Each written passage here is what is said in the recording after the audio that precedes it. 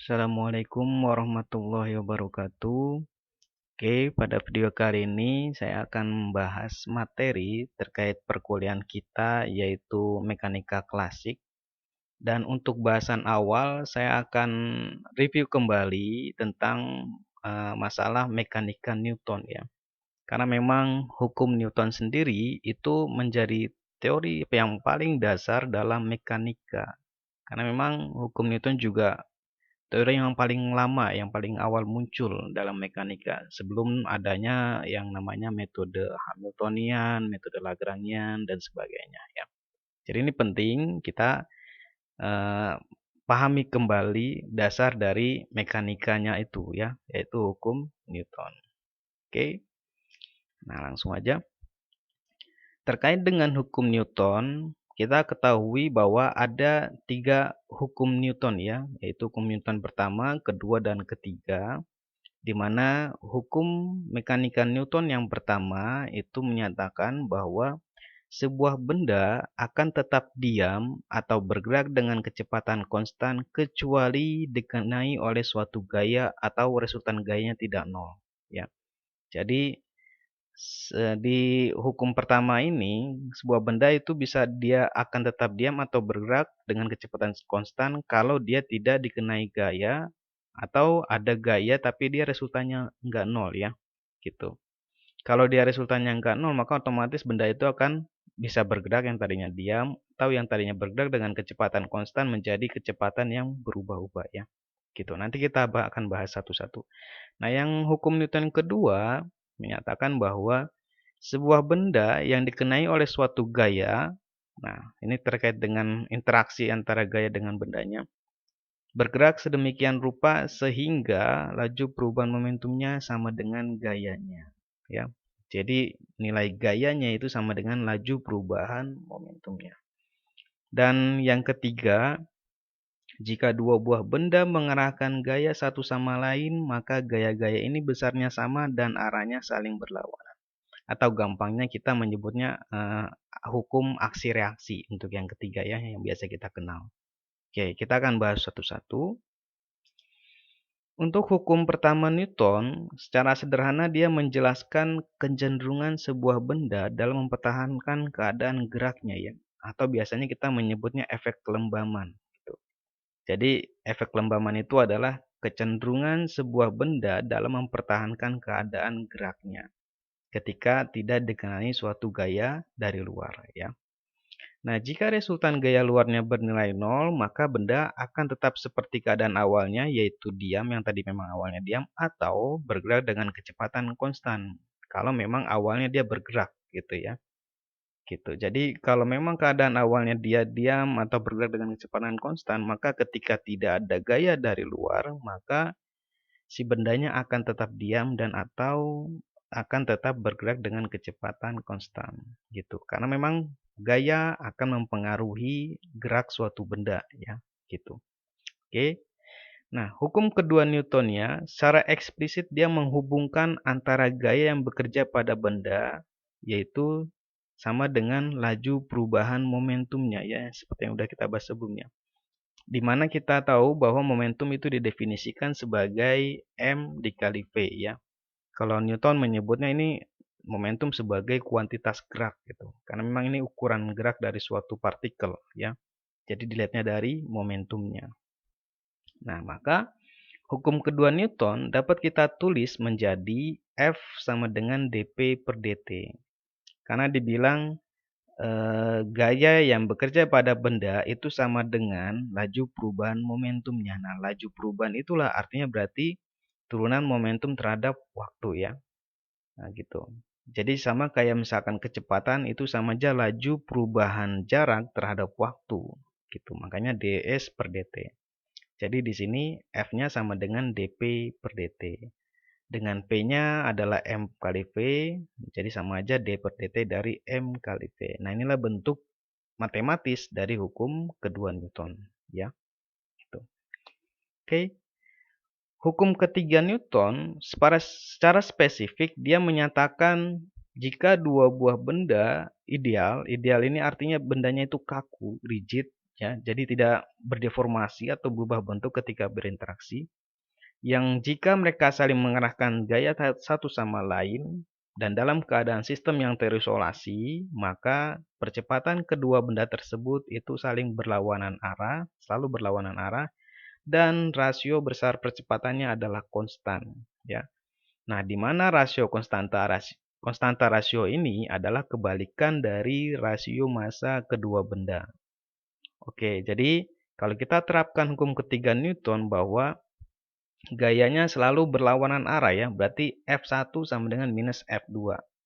Jadi besarnya sama, tapi arahnya berlawanan, makanya disebutnya sebagai aksi reaksi. Jadi ketika kita memberikan gaya pada benda satu gitu, maka benda satu pun itu akan memberikan gaya ke kita sebagai aksi reaksinya ya, gitu. Kalau dalam hal ini berarti si benda satu memberikan gaya ke benda dua, begitu juga benda dua akan memberikan gaya yang sama terhadap benda satu dengan arahnya yang berlawanan ya. Nah, dari hukum definisi gaya dari hukum kedua Newton yang mana F itu adalah dp per dt, maka persamaan ini bisa kita rubah menjadi dp1 per dt sama dengan minus dp2 per dt. Dan P-nya sendiri, momentum itu adalah M kali V, maka M-nya bisa keluar dari turunan, jadi dV per dt sama dengan M2 minus dV2 per dt. Nah, dalam kasus ini kita mengasumsikan bahwa selama proses interaksi dua benda tadi, nilai masanya itu nggak berubah ya, nggak berubah terhadap waktu. Jadi masanya konstan. Ada kasus di mana dalam suatu pergerakannya benda itu masanya dia bisa berkurang. Contohnya dalam gerak roket gampangnya. Karena di situ adalah ada gas yang dibuang ya dalam pembakaran untuk roket. Jadi ketika kita menerapkan hukum Newton maka masanya nggak boleh keluar dari turunan karena masanya berubah terhadap waktu ya. Tapi kalau untuk kasus yang sederhana, yang simpel seperti ini, maka masanya bisa kita keluarkan. Oke. Nah, dari rumus yang ini kita tahu bahwa percepatan sendiri adalah turunan kecepatan terhadap waktu ya. Jadi ini sama aja dengan A dengan kata lain. Jadi M1 kali A1 sama dengan M2 dikali minus A2. Atau M2 per M1 minus A1 per A2. Nah, artinya dari sini kita tahu bahwa kalau misalkan massa benda satu itu 2 kali dari massa benda 2, maka si percepatan benda satu itu akan menjadi setengah kalinya. Gitu ya. Begitu juga kebalikannya kalau misalkan massa 1 itu setengah kali massa 2, maka percepatan benda satu akan menjadi 2 kalinya. Jadi memang ada hubungan berbanding terbalik antara massa dengan percepatan ya. Semakin besar massanya, maka percepatannya semakin kecil. Begitu juga kalau semakin kecil massanya, maka percepatannya semakin besar ya. Jadi semakin masif atau semakin berat suatu benda, dia akan semakin susah untuk bergerak lah istilahnya, gampangnya. Oke ya, itu terkait dengan hukum Newton. Nah, terusnya, interpretasi lain dari hukum ketiga Newton berdasarkan konsep momentum, jika disusun ulang persamaan matematis hukum ketiga Newton yang tadi ya, yang dp1 per dt sama dengan minus dp2 per dt, maka kalau ini kita pindah ruaskan ke kiri, ini kan jadinya d per dt p1 tambah p2 ya, sama dengan 0. Atau dengan kata lain, p1 tambah p2-nya harus sama dengan konstan ya. Karena turunan suatu fungsi yang nilainya 0 udah pasti fungsi itu harus konstan kan, harus konstanta kan dengan kata lain ya. Nah, artinya dari hasil ini bahwa dari hukum ketiga Newton itu menyatakan total momentum dari interaksi dua partikel yang terisolasi adalah kekal ya, atau istilahnya conserve gitu. Jadi secara tidak langsung hukum Newton ketiga ini dia menjamin adanya hukum kekekalan momentum di antara dua partikel yang berinteraksi gitu ya. Dan hukum ini kasus ini itu merupakan kasus khusus dari hukum kekekalan momentum yang lebih umum. Karena interaksi di sini hanya interaksi dua benda ya. Sedangkan interaksi kan bisa bermacam-macam, ada banyak benda. Jadi yang lebih umumnya itu bisa berlaku untuk banyak partikel. Ini kan hanya untuk dua partikel, ya. Oke. Terkait dengan hukum gerak Newton, Newton sendiri menyadari bahwa agar hukum tentang geraknya mempunyai makna, maka gerak benda harus diukur relatif terhadap suatu kerangka acuan. Jadi ada eh, kerangka acuan di mana suatu benda bisa terdefinisi bahwa dia bergerak atau tidak ya. Artinya begini, kalau suatu benda dikatakan bergerak, maka posisinya dia akan berubah terhadap kerangka acuan tersebut yang tadi. Kalau dia diam berarti posisinya tidak berubah terhadap kerangka acuan yang kita pakai, ya. Maka benda bisa dikatakan bergerak atau diam tergantung dari kerangka acuannya, gitu. Nah, sebuah kerangka acuan yang disebut kerangka acuan inersia itu jika hukum-hukum Newton terpenuhi dalam kerangka acuan tersebut. Jadi, hukum-hukum Newton hanya berlaku pada kerangka acuan inersia. Nah, apa kerangka acuan inersia itu? Sederhananya, kerangka acuan inersia ini kerangka yang dengan kata lain bergerak dengan kecepatan konstan atau istilahnya diam ya. Atau sederhananya dia kerangka acuan yang tidak memiliki percepatan gitu. Jadi jika hukum Newton berlaku dalam satu kerangka acuan, ya, maka hukum tersebut juga berlaku dalam sembarang kerangka acuan lain yang bergerak dengan kecepatan konstan. Jadi kalau ada dua kerangka acuan yang sama-sama diam atau dia yang satu diam, yang satu bergerak dengan kecepatan konstan, maka otomatis dua kerangka acuan tadi itu berlaku hukum Newtonnya, ya, gitu.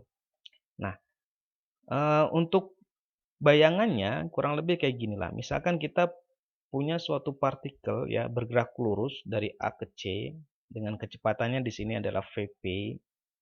Nah, kemudian kita mengambil suatu kerangka acuan ya, kerangka acuannya ini kerangka acuan dengan sistem koordinat kartesian, tapi kerangka acuannya dia bergerak melingkar katakan aja. Jadi nggak bergerak lurus seperti yang gerak partikelnya ya. Nah, ketika kerangka acuan ini bergerak pada posisi di titik B ini, dan jika kecepatan kerangka acuan di sini Vc sama dengan Vp, maka bisa kita katakan bahwa pengamat di kerangka acuan ini bisa melihat si partikel itu menjadi seolah-olah diam ya, karena kecepatan mereka itu sama. Jadi bisa dikatakan bahwa eh, keadaan si partikel tadi bisa dibilang seolah-olah diam terhadap pengamat yang ada di sini gitu. Nah, tapi ketika kita bergerak lagi kerangka acuannya dan partikelnya bergerak ke titik C, kerangka acuannya ke titik D. Nah, di posisi D ini kita nggak lagi melihat bahwa si partikelnya tadi diam. Dia justru mengalami percepatan ya. Jadi ada penambahan kecepatan di sini. Nah, artinya ketika di posisi D ini kerangka acuannya udah berbeda lagi. Jadi ada percepatan terhadap partikelnya ya, gitu.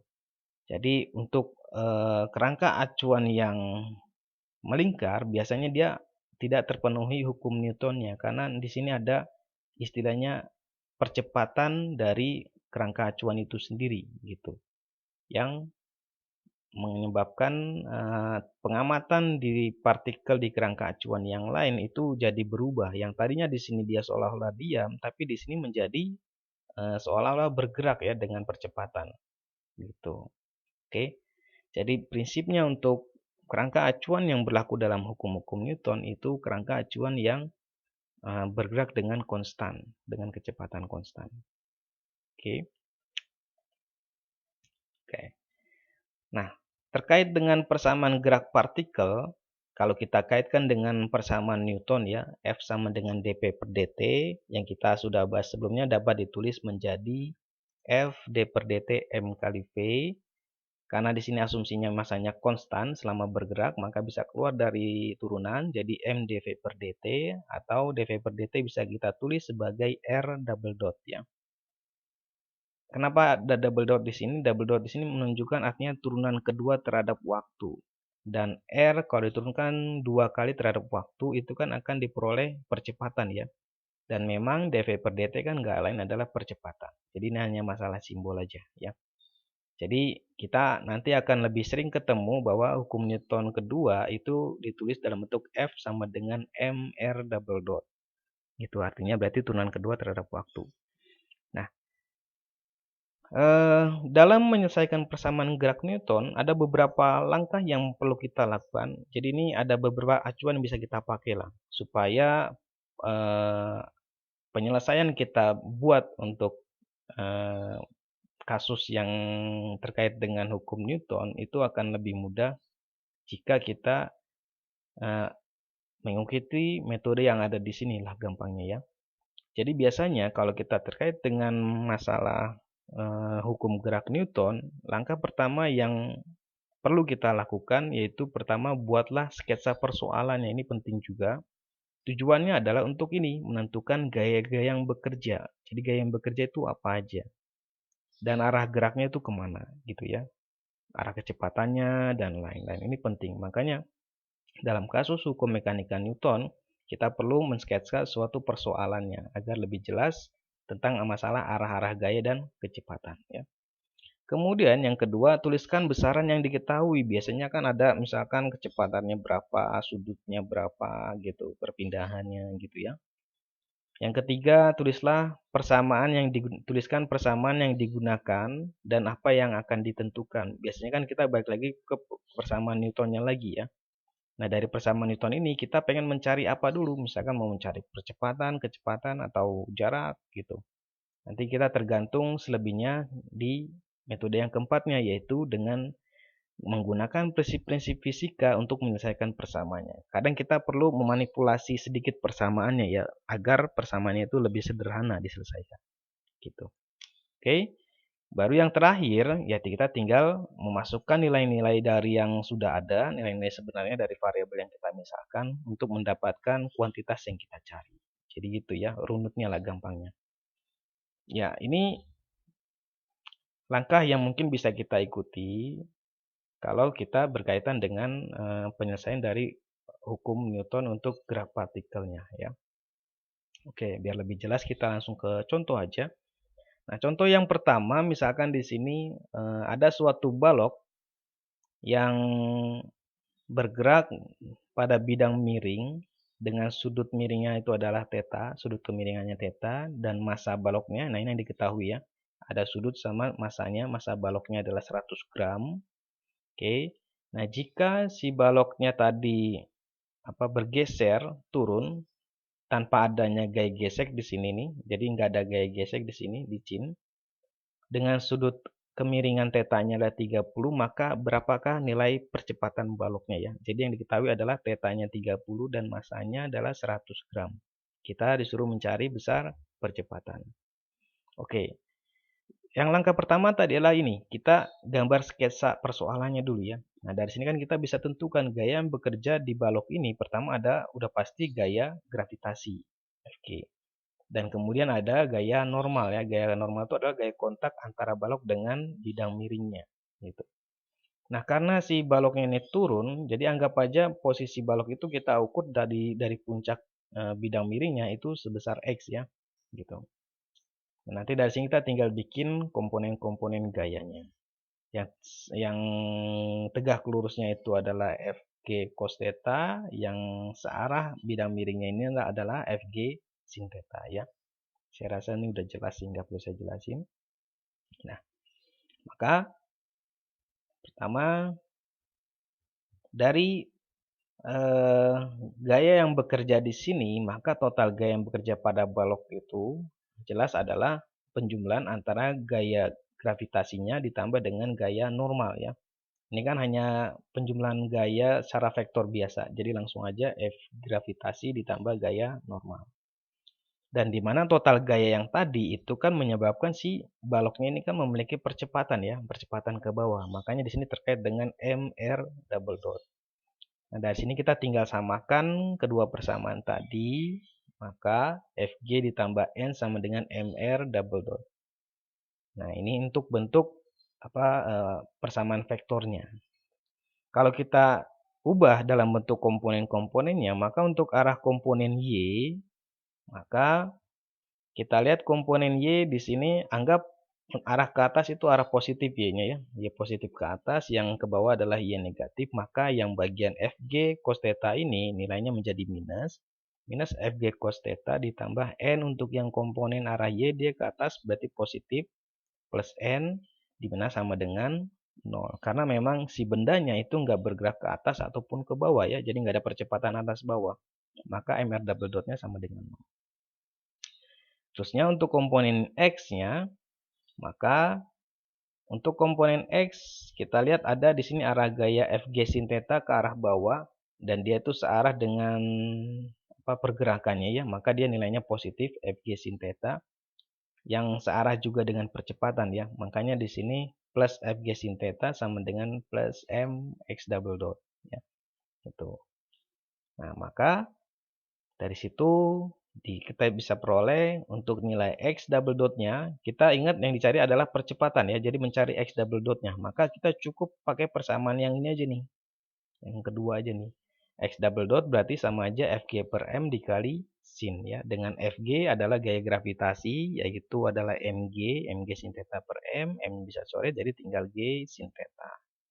G-nya sudah ada, tinggal masukin, tetanya tadi 30, sin 30 itu setengah G, maka dapat nanti sekitar 4,9 ya. Jadi G-nya kita pakai ini 9,8 gitu. Oke, gampang ya untuk kasus yang ini. Nah, tapi dari situ kita bisa evaluasi lagi. Jadi dari rumus yang tadi kita dapat menentukan kecepatan baloknya setelah bergerak dari keadaan diam ke suatu jarak yang x0 lah, jarak menurunnya ya, x0 gitu. Jadi kita bisa menentukan kecepatan baloknya. Nah, ya dengan cara kita integralkan persamaan sebelumnya. Oke. Persamaan sebelumnya itu kan ini anggap aja nih nggak ada dulu nih. 2x dot sama 2x dot ini nggak ada ya. Tadi kan hanya persamaannya x double dot sama dengan g sin theta. Nah, kita tambahkan di sini 2x dot sama 2x dot nih antara ruas kiri dengan kanan. Ada tujuannya. Dari situ kita bisa rubah lagi. Nah, yang bagian 2x dot x double dot ini sama aja kan dengan d per dt dari x dot kuadrat kan? Karena kalau ini kita turunkan, berarti kan pangkat 2-nya ke bawah, 2x dotnya jadi pangkat 1, kemudian x dotnya diturunin jadi double dot. Nah, kan di sini dapatnya ya. Gitu. Oke. Dan di sini untuk yang x dot itu sama aja nilainya dx per dt. Oke. Nah, dari situ kita bisa integralkan. Karena di sini kan yang bagian dt-nya itu kan bisa langsung hilang ya. Ini dt bisa kita coret. Nah, jadi kita integralnya langsung dx dot kuadrat sama integral dx. Ingat x dot di sini adalah kecepatan ya, kecepatan kuadrat. Nah, kecepatan pada keadaan awal atau posisi x-nya 0, x-nya 0 di puncak ini katakan aja, dia kan kecepatannya 0 ya karena memang awalnya diam, keadaannya diam. Sampai ke bawah di sini kita nggak tahu kecepatannya berapa, kita sebutnya sebagai V0. Tapi karena di sini bentuknya x dot kuadrat, maka V0 kuadrat. Oke. Terusnya untuk yang ini posisi x-nya tadi setelah turun ke bawah itu menjadi x0 ya. Nah, maka dari situ kita tinggal integralkan. Ini syarat-syarat batas yang tadi. Ketika t-nya sama dengan 0, nilai x sama dengan x dot itu sama dengan 0. Jadi jarak sama kecepatannya sama dengan 0. Ketika t pada t akhirnya, nilai x-nya sama dengan x0 dan x dotnya itu sama dengan v0. Ya, dari hasil integral tadi, maka integral d v kuadrat istilahnya gampangnya, maka jadi v0 kuadrat. Ya, langsung yang ini. Integral ini jadinya tinggal x, masukkan batasnya, maka tinggal dapat x0, maka kita dapat v0-nya. V0-nya itu akar dari 2g sin theta x0. Nah, inilah besar kecepatan benda ketika dia sudah bergerak sejauh x0 dari puncak bidang miringnya. Ya. Gitu. Oke.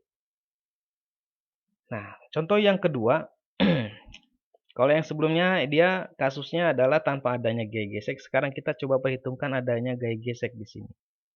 Jadi jika misalkan koefisien gaya gesek statik antara balok dengan bidang miring ya adalah nilainya 0,4, mu s-nya 0,4 dan sudut kemiringan baloknya, sudut kemiringan ininya bidang miringnya itu theta dan si balok mulai meluncur dengan dari keadaan diam ya.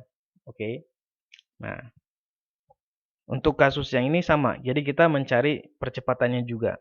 Bedanya sekarang ada gaya gesek ya. Oke. Kita langsung terapin lagi hukum Newton kita. Pertama, terkait dengan gaya gesek. Untuk gaya gesek di sini dia ada gaya gesek statik minimum karena apa ya? eh, kita hanya fokus pada keadaan di mana benda itu akan tepat bergerak ya, gitu.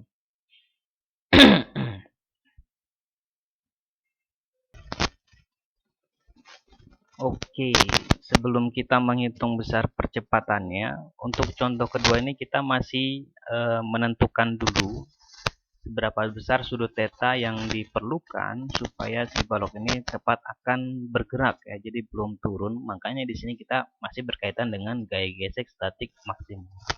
Artinya batasan gaya gesek maksimum yang diperlukan supaya si bendanya ini masih diam atau istilahnya masih tepat akan bergerak. Jadi belum bergerak ya.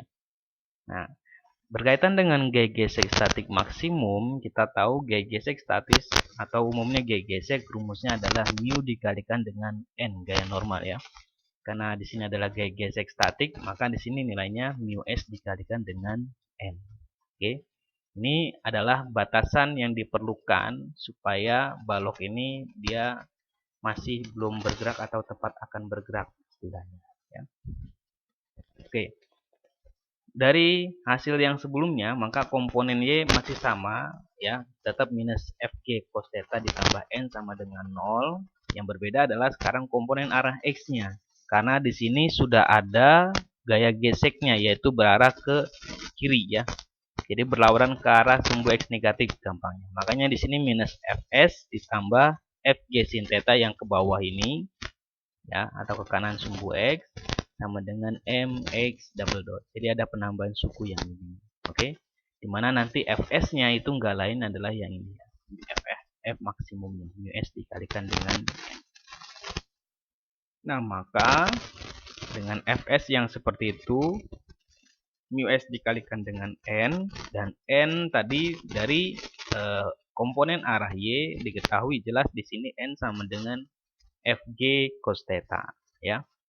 Oke, maka dari situ kita tinggal substitusikan ke persamaan yang kedua, jadinya mx double dot sama dengan fj sin theta minus f maksimumnya, di mana f maksimumnya ini mu s dikali fg cos theta.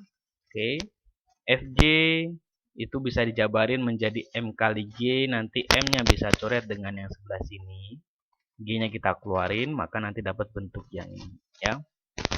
Nah, inilah besar percepatannya. Oke, dari sini kita bisa istilahnya menentukan sudut tetanya berapa ya. Oke, jadi dari situ kan ketemu karena di sini x double dotnya itu sama dengan 0. Kenapa? Karena bendanya masih tepat akan bergerak ya. Jadi belum bergerak, jadi belum ada percepatan, maka x double dotnya sama dengan 0. Maka ini 0, nanti 0 dibagi G tinggal 0, maka sisanya hanya ini doang dia, sin theta minus mu S cos theta sama dengan 0. Atau dari persamaan ini kita tinggal pindah ruaskan ke kanan mu S cos theta-nya, maka ketemu tangen theta sama dengan mu S, yaitu mu S-nya tadi di soal diketahui 0,4 ya. Nah, maka theta-nya sama dengan tangen inverse dari 0,4 yaitu 22 derajat. Jadi sudut 22 derajat ini adalah sudut maksimal ya yang diperlukan supaya si baloknya ini dia masih istilahnya belum bergerak gitu. Oke. Nah, sekarang untuk contoh yang ketiga, sekarang misalkan diketahui mu-nya 0,3 dengan sudut yang diberikan ini sudutnya 30 derajat. Nah, ini kan lebih dari 22 derajat ya. Berarti udah otomatis baloknya tadi sudah bergerak. Makanya ketika bendanya sudah bergerak, maka bukan lagi mu S di sini tapi mu K ya. Ini koefisien gesek kinetiknya. Nah, baru kita pengen mencari besar percepatannya. Jadi kita tinggal substitusikan sebenarnya dari persamaan yang sudah kita dapat ya. Jadi analogi intinya perhitungannya dengan sebelumnya ya, gaya gesek kinetiknya sekarang menjadi mu K dikalikan N, N-nya sama Fg cos theta, maka dari persamaan yang sebelumnya ya. Mx double dot sama dengan Fg sin theta minus ini diganti dengan Fk. Fk-nya mu K Fg cos theta ya. Fg-nya dikeluarin yang nilainya sama dengan Mg. M-nya dicoret. Nah, intinya kan X double dotnya atau percepatannya menjadi G sin theta min mu K cos theta ya.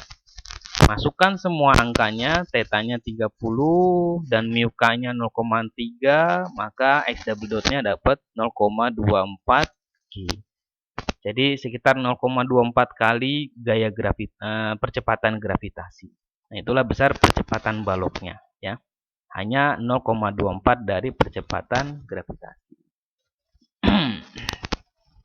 Oke, kita lanjut masih berkaitan dengan persamaan gerak partikel dari hukum Newton. Sekarang bedanya adalah kita mencoba memasukkan efek dari gaya hambat ya, retarding force. Gaya hambat di sini berbeda dengan gaya gesek sebelumnya. Memang gaya gesek juga termasuk gaya hambat, tapi dalam hal ini gaya gesek itu dia lebih ke arah terkait dengan gaya kontak permukaan ya. Jadi agak berbeda dengan gaya hambat yang kita bahas di sini. Gaya hambat di sini berkaitan dengan gaya hambat udara ya. Di mana gaya hambat udara di sini kita asumsikan dia berupa sebuah fungsi dari kecepatan, sederhananya gitu.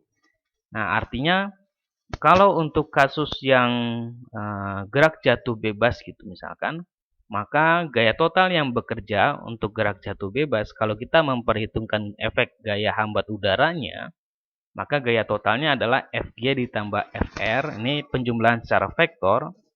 Dengan Fg adalah gaya gravitasi, yaitu Mg ditambah Fr-nya ini gaya hambatnya, retarding force-nya, yang merupakan fungsi dari kecepatan. Ya. Nah, biasanya gaya hambat ini, Fr-nya ini secara sederhana dia sebanding dengan pangkat dari kecepatan. Jadi kita bisa menuliskan Fr itu sebanding dengan V pangkat N. Nah, pangkat N ini tergantung dari apa ya istilahnya? Tergantung dari kecepatan benda itu bergerak. Jadi semakin cepat benda itu bergerak, gaya hambatnya itu dia semakin besar gitu. Karena wajar ya, jadi semakin kita bergerak, maka hambatan udaranya akan semakin terasa kan. Makanya di sini nanti N-nya akan semakin besar nih pangkatnya. Untuk kecepatan yang kecil, mungkin N-nya akan pangkatnya kecil. Jadi gaya hambatnya nggak terlalu berasa. Gitu, ya. Oke. Nah, maka dengan asumsi kesebandingan ini, maka biasanya persamaan gerak yang kita peroleh itu bisa langsung diintegralkan. Tujuannya memang ke situ. Jadi secara sederhana memang gaya hambat itu sebanding dengan V pangkat N. Tapi pada realnya mungkin akan lebih kompleks ketimbang yang kita asumsikan di sini ya. Cuman dengan bentuk yang seperti ini, kita tujuannya adalah agar bisa kita integralkan secara langsung ya. Nah, jadi dengan pendekatan yang tadi, yang ini pendekatan kita ya, maka persamaan tersebut bisa kita tulis menjadi Mg minus Mk V pangkat N V per V. Ini hanya vektor satuan pada arah kecepatannya. Jadi intinya adalah minus Mk V pangkat N. Inilah besar gaya hambat udaranya yang kita modelkan ya. Jadi dia hanya bergantung terhadap kecepatan. Oke. Nah, sekarang contoh yang keempat. Untuk kasus yang sederhana dari gaya hambat udara ketika partikel berat, yaitu misalkan di sini kita punya suatu proyektil bergerak ke kanan dengan kecepatan V0, kemudian ada gaya hambat udaranya ya, besarnya itu sama dengan km dikalikan V. Jadi dia pangkat 1 dari kecepatan gaya hambatnya. Oke. Nah, di sini yang kita cari adalah tentukanlah perpindahan dan kecepatan ya ketika benda ini bergerak ya dan mengalami gaya hambat sebesar km kali v. Oke. Maka untuk solusinya, jadi kita mulai dari persamaan gerak Newton. Karena dia satu dimensi pada arah x, maka persamaan gerak Newton dalam arah x-nya adalah hukum Newton F sama dengan M kali dV per dt atau M kali A ya, gampangnya MdV per dt. Nah, sama dengan di sini minus KMP. Karena memang ketika benda ini bergerak, gaya yang bekerja pada benda ini itu kan hanya ada gaya hambat ya, kecuali dia ditambah lagi gaya ke kanan misalkan, gitu.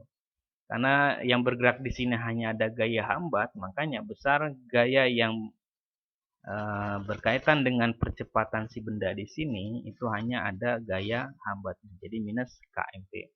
Dan minus karena memang dia sifatnya menghambat dan memang arahnya berlawanan dengan arah geraknya ya, ke arah kiri. Jadi M dV per dt sama dengan minus KMP.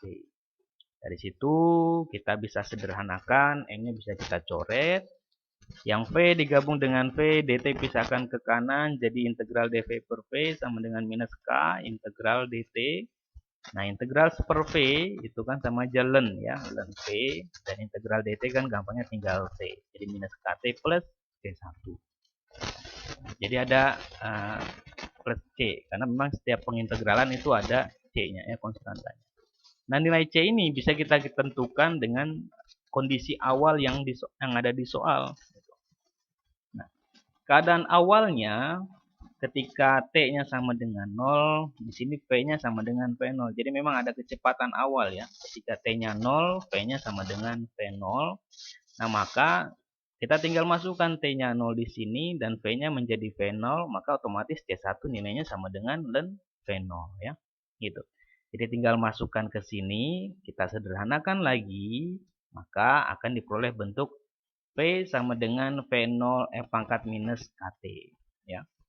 Coba aja yang ln V0 pindah ke kiri kan jadinya ln V minus ln V0. Minus itu kan dalam logaritma sifatnya kan dibagi jadi V per V0. Nanti yang ini jadi E pangkat minus KT. Nah, makanya V sama dengan V0 E pangkat minus KT ya. Gampang lah ini. Oke, itulah nilai kecepatannya. Nah, sekarang untuk perpindahannya, definisi V itu adalah sama dengan dx per dt ya. Jadi dari sini kita tinggal integralkan lagi sebenarnya. Maka nanti ketemu x-nya gitu. Jadi V0 integral E pangkat minus KT dt. Hasilnya ini kan nanti minus seperka di bawah ya. Jadi minus V0 per K E pangkat minus KT plus C. C lagi di sini C2. Nah, untuk menentukan C-nya lagi maka kita lihat lagi keadaan awalnya. Keadaan awalnya ketika T sama dengan 0 ini karena berkaitan dengan posisi perpindahan maka kita kaitkan dengan posisinya. Ketika T sama dengan 0 nilai X-nya sama dengan 0 ya. Jadi substitusikan aja T-nya 0 ke sini. X-nya 0. Nah, ini E pangkat 0 1. Jadi tinggal minus V0 per K. Ini sudah 0. Pindah ke kiri. Maka dapat V0 per K ya nilai C2-nya. Kalau udah kayak gitu, kita tinggal substitusikan lagi ya. Jadi, rumus perpindahannya jadinya minus V0 per K E pangkat minus KT ditambah ini V0 per K. V0 per K-nya dikeluarin. Maka jadi 1 min E pangkat minus KT. Ya. Yang menarik adalah kalau misalkan T-nya mendekati tahingga. Ketika T-nya mendekati tahingga, ini kan menjadi 0 ya. Jadi tinggal X-nya itu V0 per K. Artinya untuk waktu yang sangat lama, maka ada batasan perpindahannya. Jadi ada suatu saat si bendanya itu akan berhenti. Berhenti pada jarak X-nya itu sama dengan V0 per K ya. Gitu. Nah, berbeda kalau misalkan di sini tidak ada gaya hambat, maka sampai kapanpun benda ini akan terus bergerak ke kanan dia, gitu dengan kecepatan V0. Itu ya bedanya. Jadi untuk kasus gaya hambat di sini ketika T-nya sampai tahingga, sampai lama sekali, maka ada saat di mana bendanya akan berhenti dan jarak hentinya itu ya sebesar ini V0 per K ya. Gitu. Oke. Nah, maksudnya selain itu, kita juga bisa memperoleh kecepatan sebagai fungsi dari perpindahan. Kalau yang tadi kan kecepatan sebagai fungsi dari waktu, sekarang kita coba hubungkan kecepatan sebagai fungsi dari perpindahan. Kita bisa mengotak-atik sedikit, memanipulasi persamaan sedikit ya. dv per dx, karena kita pengen kaitkan antara kecepatan dengan perpindahan. dv per dx itu kan sama aja dv per dt dikali dt per dx ya. Kan ini kan dt bisa dicoret. Nah, yang bagian dt per dx ini kan sama aja seper v. Karena definisi v adalah dx per dt. Ya. Jadi dV per dt dikalikan 1/V. Oke, dari situ maka yang V pindah ruas ke sini, V dV per dx, dan ini tinggal dV per dt. Nah, yang bagian dV per dt itu nilainya sama dengan minus kV. Kenapa kayak gitu? Ingat lagi persamaan gerak Newton di awal. Ya, M dV per dt sama dengan minus K mv. M-nya coret, dapat dV per dt sama dengan minus kV kan? Nah ya, dari sini V dV sama dengan minus kV. Oke, maka dari situ V bisa kita coret. Jadi tinggal dV per dx sama dengan minus K, maka kita tinggal integralkan. Dan dengan keadaan awal di sini, ketika X-nya sama dengan 0, ini di posisi awalnya di sini, nilai V-nya itu sama dengan V0. Maka diperoleh persamaan kecepatannya itu menjadi V sama dengan V0 minus Kx. Ya. Kita tinggal integralkan aja ini. Jadi dx-nya pindahkan ke sini. Integral dv menjadi V, integral minus k dx jadi minus kx, ditambah c, jangan lupa c. Nah, kemudian masukkan x-nya 0 dan v-nya sama dengan V0, nanti dapat c-nya adalah V0. Jadi V sama dengan V0 minus kx. Ya. Saya rasa ini nggak ribet lah, gampang ya. Oke, nah terusnya contoh berikutnya, contoh yang kelima. Jadi biar lebih paham mengenai persamaan gerak Newton ya. Contoh yang kelima sekarang adalah gerak vertikal ke bawah dalam suatu medium udara, sehingga kita perhitungkan di sini gaya hambat udaranya sama, yaitu nilainya kmv, dan memang udah pasti ada gaya gravitasi yaitu mg ya. Yang kita perlu cari di sini adalah apa? Tentukanlah perpindahan dan kecepatan partikel ya. Jadi sama kayak tadi, perpindahan sama kecepatan. Nah, untuk solusinya, lagi-lagi kita pakai persamaan gerak Newtonnya dalam arah Z, karena dia vertikal ya. Kita anggap aja sumbu vertikalnya adalah sumbu Z. Gitu. Maka persamaan geraknya menjadi ini. F sama dengan M dV per dt, ini definisi M-nya. Dan gaya yang bekerja adalah ada gaya gravitasi dan juga ada gaya hambatnya. Jadi minus mg sama minus kmv. Nah, kenapa di sininya minus nilainya mg-nya? Karena arah positif kita yaitu ke arah atas, ke arah z positif ke atas, bukan ke arah z yang ke bawah. Kenapa kayak gitu? Karena yang kita cari adalah di sini perpindahan ya. Perpindahan itu diukur dari pusat koordinat di sini ke bendanya kan. Nah, karena di sini perpindahannya dia ke bawah, berarti kan nilai z-nya makin kecil kan. Jadi ada pengurangan jarak istilahnya ya. Nah, maka artinya arah ke bawah ini menjadi arah negatifnya, sedangkan arah ke atas itu menjadi arah positifnya. Karena ketika kita bergerak ke atas, z-nya positif nilai kan, makin besar ya. Ketika bendanya bergerak ke bawah kan nilai z-nya makin kecil, jadi dia arah negatifnya. Gitu. Makanya di sini mg-nya bernilai minus. Dan ini minus kmv, kenapa dia minus padahal dia ke atas? Nah, itu dia. Tadi, karena z dan v juga memang adalah z dot ya, itu positif pada ke arah atas, jadi arah atas itu arah positifnya, maka minus kmv juga menunjukkan arah positif sebenarnya. Cuman di sini nilai v-nya adalah kurang dari 0. Konsisten, karena kan lihat, V0 di sini itu kan arahnya ke bawah, dan arah ke bawah kita itu adalah arah negatif. Jadi V0 di sini nilainya minus. Maka V-nya pun dia nilainya negatif. Karena V-nya negatif, supaya si KMV ini dia positif, maka kita perlu tambahkan minus. Makanya di sini minus KMV. Jadi minus KMV ini menunjukkan arah gaya yang positif, yaitu ke arah atas. Ya. Karena V-nya sudah negatif, ketemu min yang di sini, maka jadi plus kan intinya di sini. Gitu ya. Oke. Nah, maka dari persamaan ini kita tinggal susun ulang, M-nya kita bisa coret, kita gabungkan V dengan V, jadi dV sama dengan kV plus G, yang ini kV plus G, sama dengan minus dt, minusnya pindahkan ke sini, ya. Nah, dari situ Kita tinggal integralkan persamaannya dengan keadaan awalnya. Ini berkaitan dengan T sama V ya. Jadi ketika T-nya 0, itu pas bergerak dari sini, nilai V-nya sama dengan V0. Dan ingat bahwa V di sini adalah negatif karena ke arah bawah ya, minus, kurang dari 0. Oke, maka untuk integralnya hasilnya akan seperti ini. 1/K ln KV plus G minus sama dengan minus T plus C. Kalau kalian integralkan ini, ruas kiri dengan kanan, integral minus dt kan gampang ya, minus T plus C. Nah, untuk yang ini kan mirip kayak semacam 1/AX plus B dx ya. Jadi 1/KX plus G ini, KV plus G ini ya tinggal hasil integralnya 1/K ln KV plus G. Karena kan dia 1 gitu. Oke ya. Sampai sini kita tinggal masukkan batas integralnya untuk bukan keadaan awalnya untuk menentukan nilai konstanta C di sini gitu. Yaitu kita tinggal substitusikan T-nya 0 dengan V-nya sama dengan V0. Jadi V di sini kita ganti V0 dan T-nya sama dengan 0. E pangkat 0 sama dengan 1 ya. Jadi tinggal E pangkat KC sebelah sini intinya.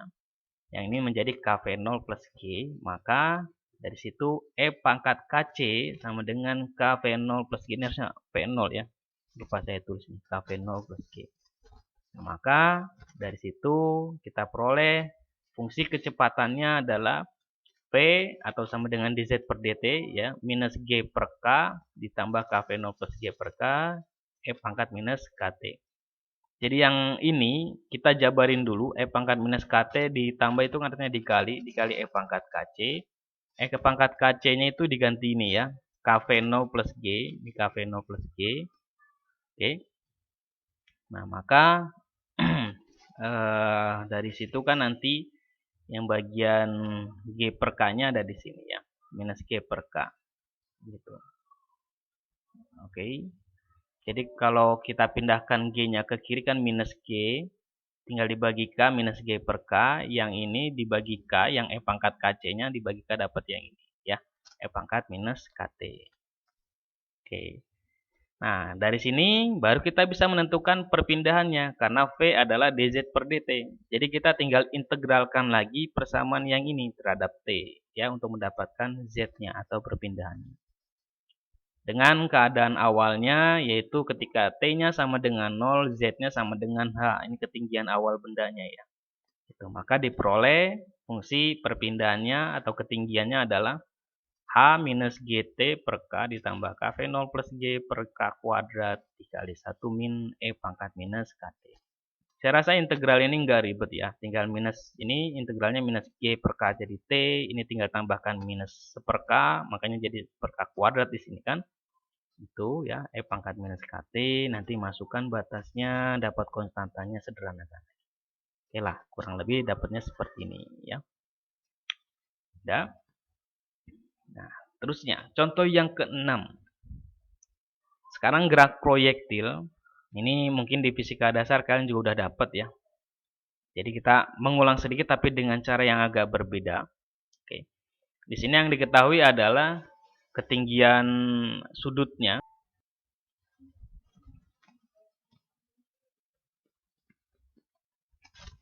Oke ya. Jadi untuk kasus gerak proyektil di sini yang diketahui pertama sudut lemparannya adalah theta dan kecepatan awal lemparannya adalah V0. Oke, yang kita perlu hitung di sini adalah perpindahan kecepatan sama jangkauan atau range, jangkauan maksimumnya ya. Artinya berarti jarak terjauh dari titik pelemparan sampai dia balik lagi ke tanah, yaitu jangkauannya. Oke.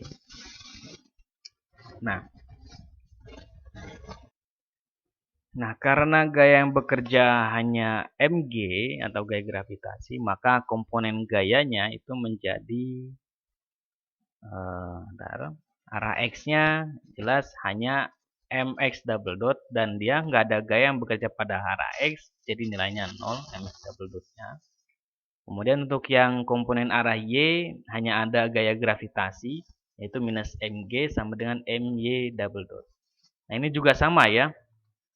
Nah, di sini tanda minus karena memang arah gaya gravitasinya itu arah ke bawah. Sedangkan gerak proyektil kita itu kan ke arah atas ya. Gitu. Jadi MY double dot sama dengan minus MG. Oke. Dengan asumsikan pada T sama dengan 0, nilai X sama dengan Y sama dengan 0, maka untuk yang X double dot dulu, ya, ini gampang, X double dot sama dengan 0, maka kita integralkan pertama kali, itu menjadi V0, ya. Kenapa di sini V0 cos theta?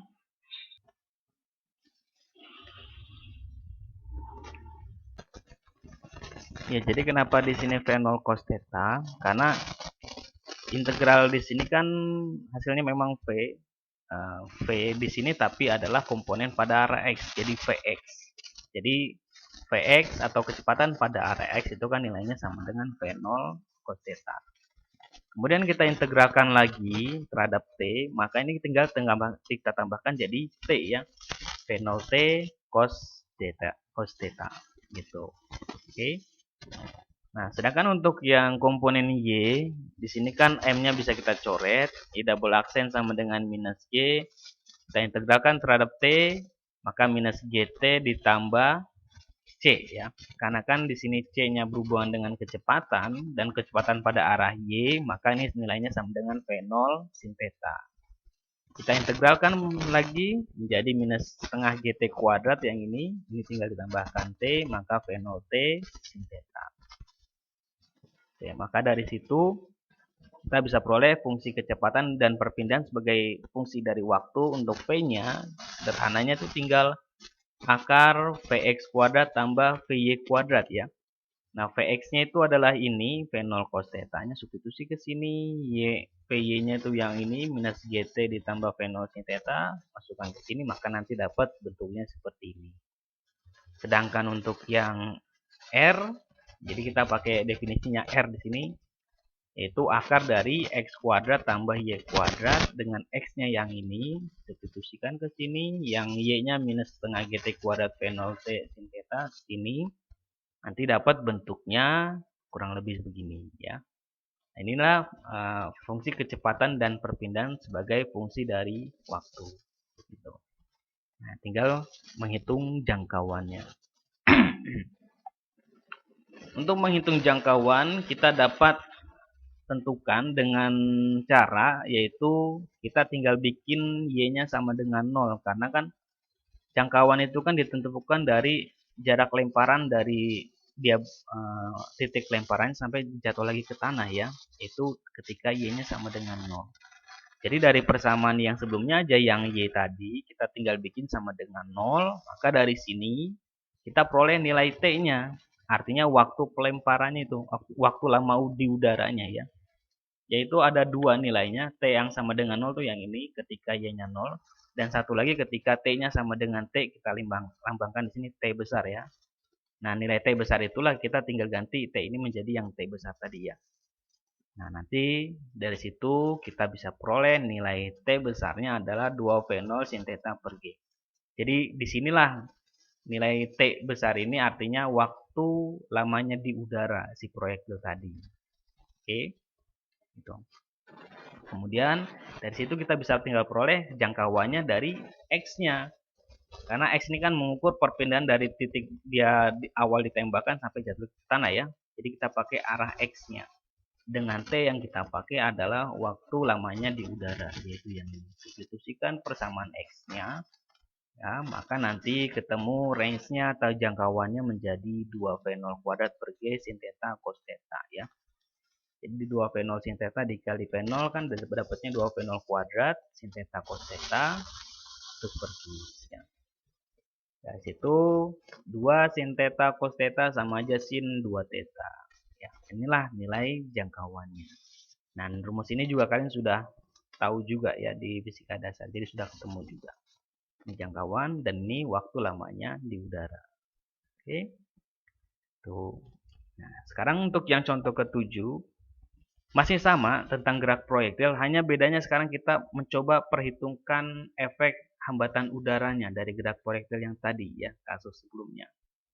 Nah, kita tinggal hitung besar pengurangan dari jangkauannya dengan asumsi bahwa gaya yang hambatan udara di sini tuh sebanding dengan kecepatan proyektilnya ya, asumsinya kayak gitu. Oke. Nah, maka untuk kondisi awalnya sama dengan contoh sebelumnya, jadi ketika T-nya 0, X-nya 0, dan Y-nya juga 0, dan ketika T-nya 0, nilai kecepatan pada arah X adalah Vx, V0x ya, V0 cos theta. Nah, ini V0 cos theta kita lambangkan di sini sebagai U besar, biar gampang nulis ya. Untuk yang V pada arah Y, V0Y, ya ketika T-nya 0, itu kan V0 sin theta. Ini kita sebutnya sebagai V besar ya. Ini keadaan-keadaan awalnya sama. Nah, sekarang kan untuk persamaan geraknya berubah. Yang komponen arah X nggak lagi sama dengan 0, tapi ada minus K mx dot. Jadi ada arah hambat di arah sumbu X-nya, arah hambat udara di komponen X-nya. Yang komponen ini juga gitu, ada gaya hambat pada arah komponen Y, minus Km Y dot minus Mg. Jadi ada komponen hambat udara di sini ya. Oke, kita tinggal selesaikan satu-satu. Untuk yang arah X, yang mx double dot sama dengan minus k mx dot, ini kita sudah perhitungkan sebelumnya, yaitu bentuknya dapatnya ini, yaitu U per K sama dengan 1 min E pangkat minus KT. Yang V per K kalau kalian masih ingat dengan contoh sebelumnya, yaitu berkaitan dengan gerak horizontal ya. Jadi gerak horizontal yang ke kanan yang memperhitungkan gaya hambat udaranya. Kan kita dapat solusinya kan seperti ini, X-nya kan. Gitu ya. Jadi nggak usah dijelasin lagi penurunan rumusnya ini. Intinya dapat seperti ini.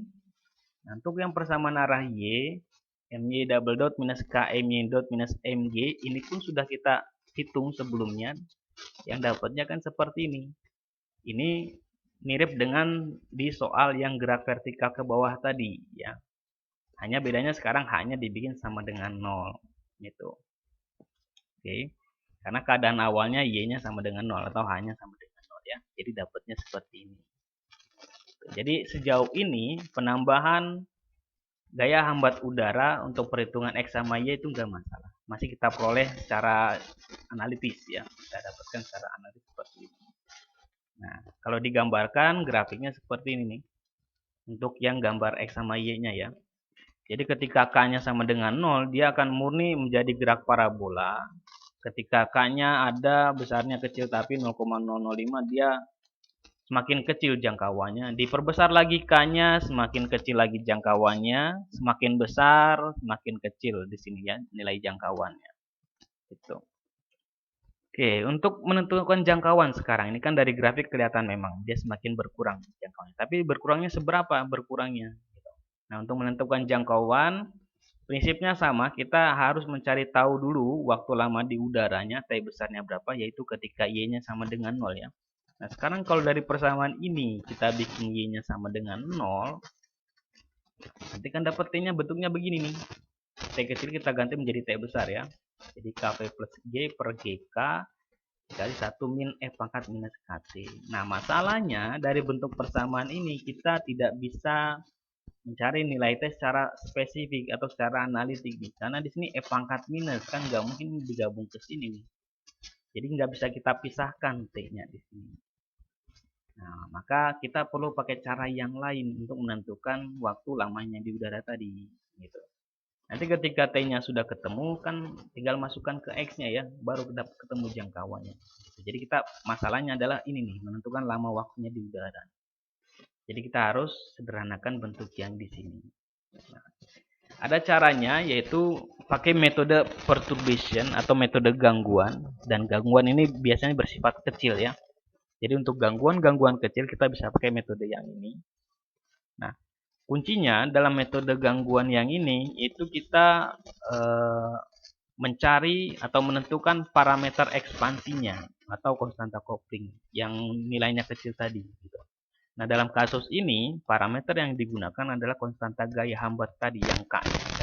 Jadi kita bikin nilai gaya hambat udaranya kecil dulu kan. Ya. Nah, kalau yang sebelumnya kan kita udah bahas untuk kasus yang K sama dengan 0, itu untuk yang tanpa gaya hambat, sudah kita selesaikan. Sekarang kita tingkatkan sedikit, yaitu kita tambahkan nilai K yang kecil. Maka yang perlu diekspansi adalah si parameter K tadi. Jadi kita ekspansi parameter K tadi dari persamaan sebelumnya ke dalam bentuk deret Taylor ya. Jadi dari bentuk T yang ini kita rubah bentuk yang E pangkat minus KT. Dengan deret Taylor nanti hasilnya dapat seperti ini. Yang bagian satu hilang ya, karena E pangkat minus KT kan nanti ada 1 minus KT gitu kan, seterusnya nanti kan 1 kurang 1 habis. Maka dapat bentuknya seperti ini. Gitu. Oke. Jadi dengan metode perturbation atau metode gangguan untuk gangguan yang kecil, biasanya parameter-parameter yang kecil kita ekspansi ke dalam bentuk deret. Oke. Nah, dari bentuk deret yang ini kita ambil suku ekspansinya untuk sampai order yang K pangkat 3. Tujuannya karena memang di sini dibagi K lagi ya. Jadi sebenarnya sampai order K kuadrat yang kita cari. Ya. Jadi kalau ini kita ambil sampai order K pangkat 3, kita kalikan ke dalam nih ke yang ini, maka nanti kan dia paling tinggi K-nya K kuadrat kan, atau sederhananya nanti seperti ini, dapat T-nya ya. Ini tinggal masalah perhitungan matematis sederhana lah ya, tinggal penyederhanaan aja, nanti dapat bentuknya seperti ini. Kalau kalian hanya mengambil 3 suku yang di sini ya. Oke. Dari bentuk yang terakhir itu, bagian 1/1 plus KV per G, ini pun kita ekspansi lagi bentuknya. Karena bagian bentuk KV per G-nya ini kan dia bentuk angka yang kecil juga ya, KV per G-nya. Kita ekspansi dalam bentuk deret Taylor lagi, maka hasilnya jadi seperti ini. 1 minus KV per G ditambah KV per G kuadrat, dan seterusnya ya. Jadi dari hasil yang ini, maka dari hasil yang ini, maka nanti nilai T-nya disederhanakan dapat bentuk yang seperti ini ya. Tapi lagi-lagi di sini kita hanya mengambil 3 suku pertama dari ekspansi yang ini ya. Jadi kita hanya mengambil 3 suku yang ini, kemudian dimasukkan ke sini ya, artinya dikalikan dengan 2V per G, kemudian ditambah sepertiga KT kuadrat, nanti dapat bentuk yang ini. Ini yang suku tanpa K-nya, ini ada suku yang K pangkat 1. Nah, untuk suku yang K pangkat 2 kita sebut aja sebagai O aja lah. Jadi kerumitan bentuk yang ada di sini kita anggap aja sebagai O K kuadrat gitu. Kita nggak melihat suku yang pangkat 2-nya ya. Karena udah pasti ini dia nilainya akan semakin lebih kecil ketimbang suku-suku yang sebelumnya ya. Nanti suku inilah yang akan kita abaikan. Kita hanya mengambil 2 suku yang ini ya. Gitu. Nah, dalam limit K-nya mendekati 0 atau tidak ada hambatan udara, maka persamaan tersebut nih yang ini akan memberikan hasil yang sama dengan sebelumnya. Jadi yang tanpa hambatan tadi. Coba aja. Kalau K-nya dibikin 0, ini kan hilang kan? Maka tinggal T-nya itu 2V per G. Dan V tadi adalah permisalan untuk V0 sin theta ya. Nah, ini kan adalah waktu lamanya di udara ketika tanpa ada gaya hambat ya. Tuh. Nah, sekarang untuk K yang kecil ada nilainya, maka waktu lamanya di udara kita dekati ke nilai T0 yang di sini. Jadi kita pengen bentuk yang ini kita dekati bentuknya yang ada suku-suku 2V per G. Ya. Oke. Jadi yang T ini suku yang pangkat 2-nya kita hilangkan, maka kita hanya mengambil 2 suku ini aja, maka nilai T-nya yang ini ya. Kemudian kita aproksimasi untuk T-nya itu yang mendekati tanpa hambat udara yang 2V per G ini. Jadi yang dari bentuk ini kita bisa sederhanakan seperti ini 2V per G. Sebenarnya sih prinsipnya mungkin kalian tinggal sederhanakan dulu penyebutnya ya, samakan penyebutnya 3G kuadrat nanti dikali silang, dan biasanya yang bagian T kuadrat ini kita abaikan ya, nanti ada bentuk 1 min KV per 3G. Satunya itu untuk yang bagian ini nih, yang 2V per G ya. Gitu. Oke. Nah, oke, dari situ, dari bentuk yang ini kan setidaknya kita sudah ketemu bentuk waktu lamanya di udara ketika ada gaya hambatnya kan. Jadi ada faktor koreksi minus KV per 3G. Jadi ada pengurangan suku. Artinya waktu lamanya di udara makin lebih singkat nih. Makanya di situ jangkauannya juga makin lebih pendek ya. Gitu. Nah, sebelum disubstitusikan, kita juga ekspansi lagi untuk yang fungsi X-nya. Ya, yang X-nya ya kan U per K yang 1E pangkat minus KT dirubah jadi seperti ini ya. Ini pakai ekspansi deret lagi nih. Oke. Kita ambil 3 suku lagi kayak tadi, ya. Maka ketika X-nya T sama dengan T yang tadi, itu sama di jangkauannya, kita boleh nilai jangkauannya adalah ini. R-nya sama dengan U, T minus setengah KT kuadrat. Kita lihat lagi ya. Nah, yang ini kita ambil sampai yang dua suku pertama aja ternyata ya. Karena memang sampai yang K pangkat 1 ini kan nanti kalau dikalikan K-nya pangkat 2 kan. Jadi ini kalikan ke dalam kan nanti K-nya tinggal T. Yang ini kan tinggal setengah KT kuadrat ya. Nanti T di sini kita masukkan ini. Nah, makanya di sini U T besar minus setengah KT besar kuadrat kan. Nah, kalau kita lihat nih. Kalau dikalikan K-nya ke dalam ya. Yang pangkat 3 diabaikan. Oke. Masukkan nilai T dari persamaan yang tadi, sederhanakan, nanti dapat nilai jangkauannya itu, yaitu 2UV per G, 1 min 4KV per 3G. Dan yang bagian 2UV per G, kalau dijabarin lagi, tadi U-nya adalah V0 cos theta, dan V-nya itu V0 sin theta, kan jadinya di 2 V0 kuadrat sin theta cos theta per G, atau enggak lain adalah ini jangkauan yang tanpa hambatan udara kan. Jadi dari rumus ini, maka jangkauan yang ada hambatan udara itu sebanding dengan jangkauan hambatan udara tanpa hambatan udara dengan pengalinya 1 min 4 kV per 3G. Jadi ini faktor koreksi untuk yang ada hambatan udaranya, yaitu minus 4 kV per 3G. Ini untuk hambatan udara yang kecil ya, jadi nilai K yang kecil. Prinsipnya untuk gangguan yang kecil kita bisa ekspansi parameter-parameter tadi ke dalam bentuk deret. Oke ya. Nah, terusnya contoh yang ke-8. Sekarang berkaitan dengan katrol. Jadi ada mesin katrol ya, terdiri dari 2 buah massa yang dihubungkan dengan tali. Ini tali yang ringan, jadi massanya kita abaikan. Pertama, tentukanlah percepatan dari masing-masing massa tadi dan tegangan talinya ketika kasus yang A itu si katrolnya ini diam.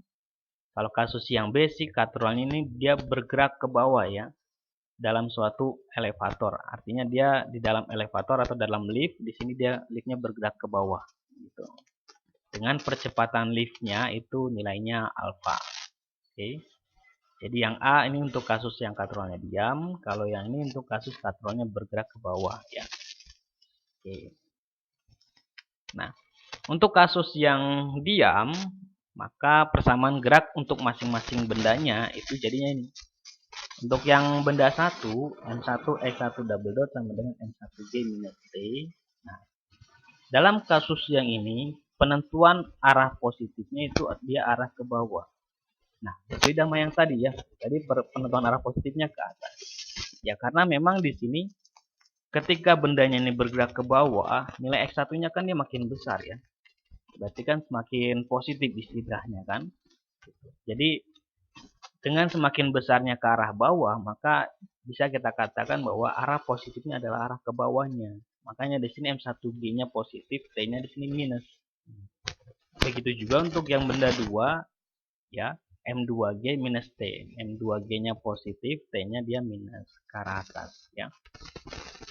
Nah, jauh ini kita belum bisa menentukan apa bendanya bergerak ke kanan atau ke kiri. Jadi kita ambil umumnya dulu aja. Kita bikin yang bagian M1G ke bawah itu positif, yang gaya ke atas negatif. Begitu juga untuk yang ini. Gitu. Jadi kita asumsikan dulu seperti ini ya. Nah, baru nanti kita tinggal gunakan hubungannya bahwa percepatan benda 2 pastilah sama dengan minus percepatan benda 1. Artinya ketika benda 2 ini bergerak ke atas, pastikan benda 1 bergerak ke bawah kan. Jadi arahnya udah pasti berlawanan dan nilainya sama gitu. Nah, inilah yang menentukan nanti masalah arah plus minus gaya yang di sini gitu. Jadi sebenarnya untuk persamaan ini kita nggak harus menentukan kapan dia bergerak ke kanan ke kirinya gitu ya. Yang terpenting adalah di sininya nih, bentuk percepatannya mereka itu saling berlawanan. Nanti dari situ dia akan menyesuaikan ke persamaannya ya yang di sini. Oke. Nah, maka gabungan kedua persamaan tadi kita tinggal substitusikan T dari persamaan kedua. Ini kan berarti T-nya adalah M2G minus M2X double dot ya. Nah, nanti kan dapatnya ini kan. Jadi T dari persamaan kedua substitusikan ke persamaan satu, maka dapatnya seperti ini.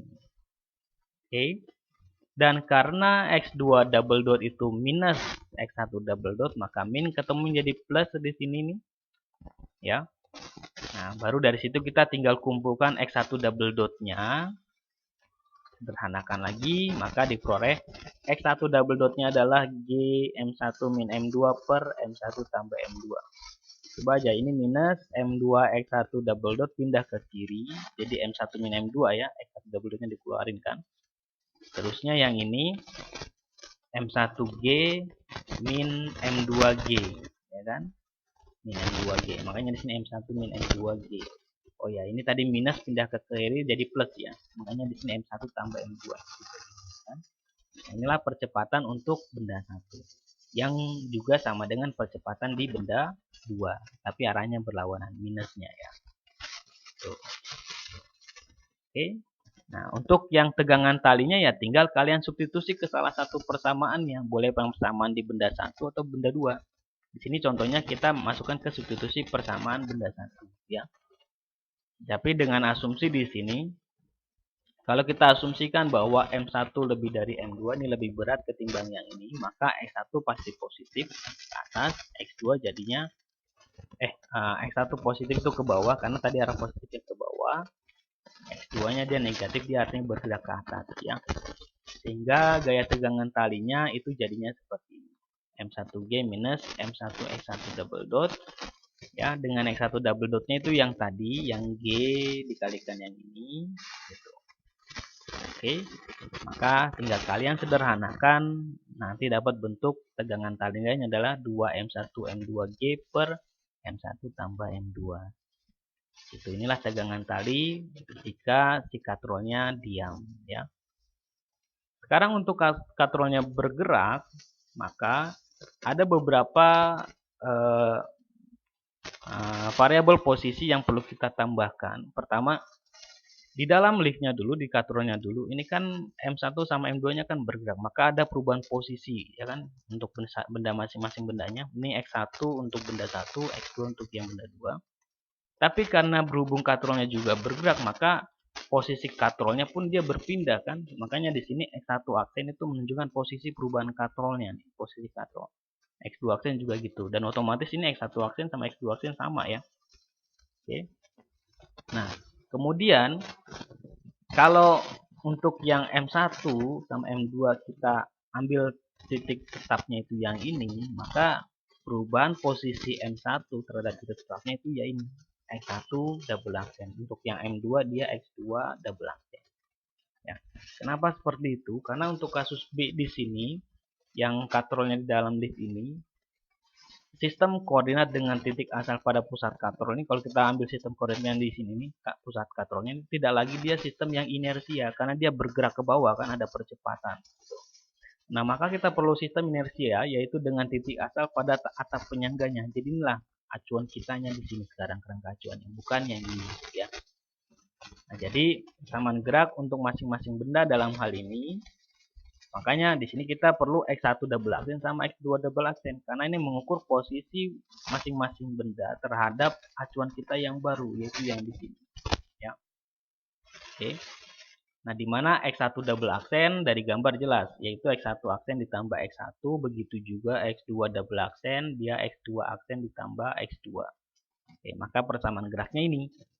M1, X1 double aksen double dot sama dengan M1, X1 double dotnya yang ini, double aksen yang ini, masukkan ini. Begitu juga untuk yang X2-nya, masukkan yang ini, ya double dot juga. Nah, gaya yang bekerja di benda 1 sama kayak tadi lah, sama nggak berubah, yaitu M1G minus T yang ini sama M2 minus G.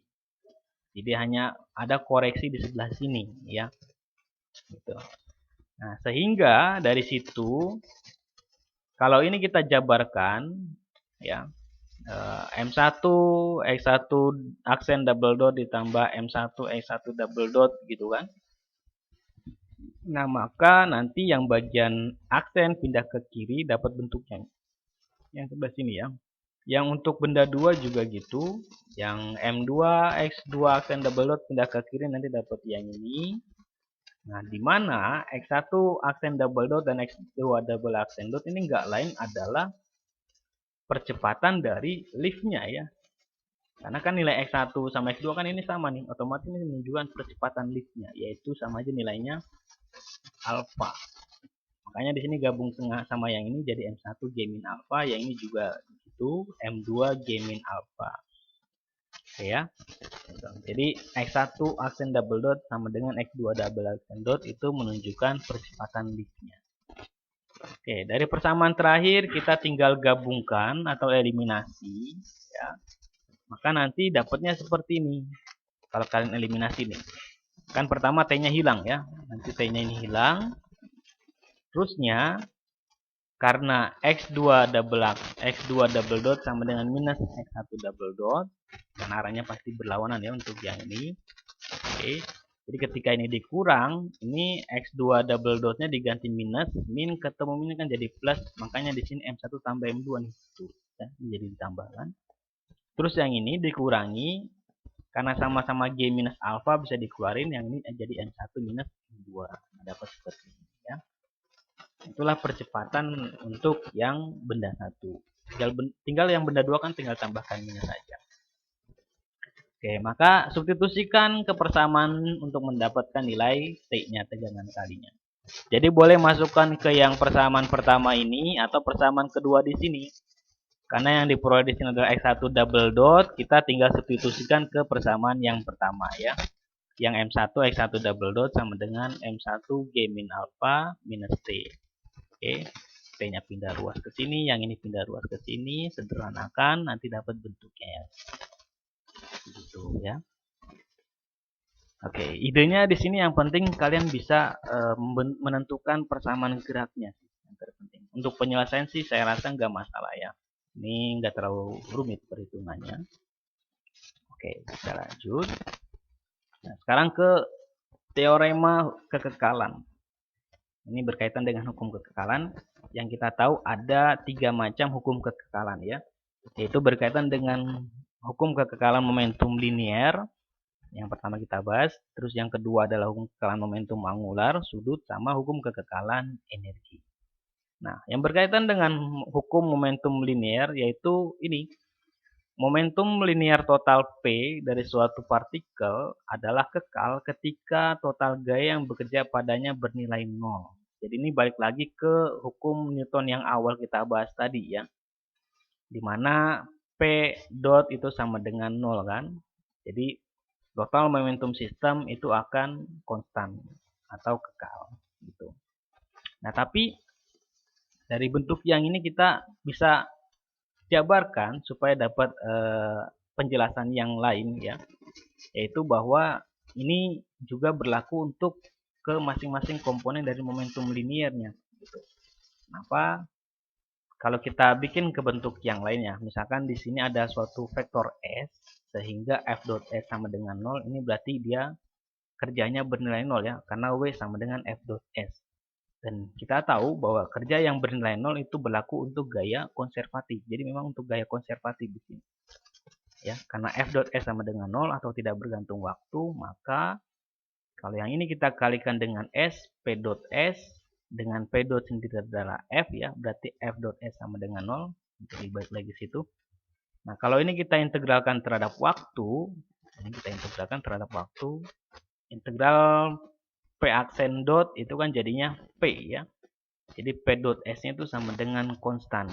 Nah, dari persamaan terakhir ini bisa kita katakan bahwa komponen dari momentum linearnya dalam arah di mana gaya saling meniadakan tadi, karena dibilang kan total gaya yang bekerja bernilai 0 ya, berarti kan saling meniadakan kan, adalah konstan terhadap waktu gitu. Karena di sini didotkan kan, dan ingat dot itu kan dia penyarahan vektor P ke arah perpindahan kan, dan arah perpindahan di sini kan sama aja menunjukkan arah gaya juga kan. Jadi dengan kata lain, komponen dari momentum linear juga dalam arah di mana gaya saling menandakan tadi adalah konstan terhadap waktu. Ini pernyataan lain dari hukum kekekalan momentum linear. Tapi ya gampangnya kita tahu bahwa momentum linear total dari suatu partikel itu kekal ketika tidak total gaya yang bekerja itu bernilai 0 atau resultan gayanya bernilai 0 ya. Terus yang kedua terkait dengan momentum linear angular, mirip-mirip dengan yang sebelumnya, momentum angular dari suatu partikel juga kekal ketika tidak ada torsi sekarang. Tidak ada torsi atau total torsi yang bekerja padanya bernilai 0. Jadi kalau yang momentum linear berkaitan dengan gaya, kalau yang angular berkaitan dengan torsinya. Jadi total torsinya bernilai 0. Kenapa bisa begitu? Ya ceritanya begini.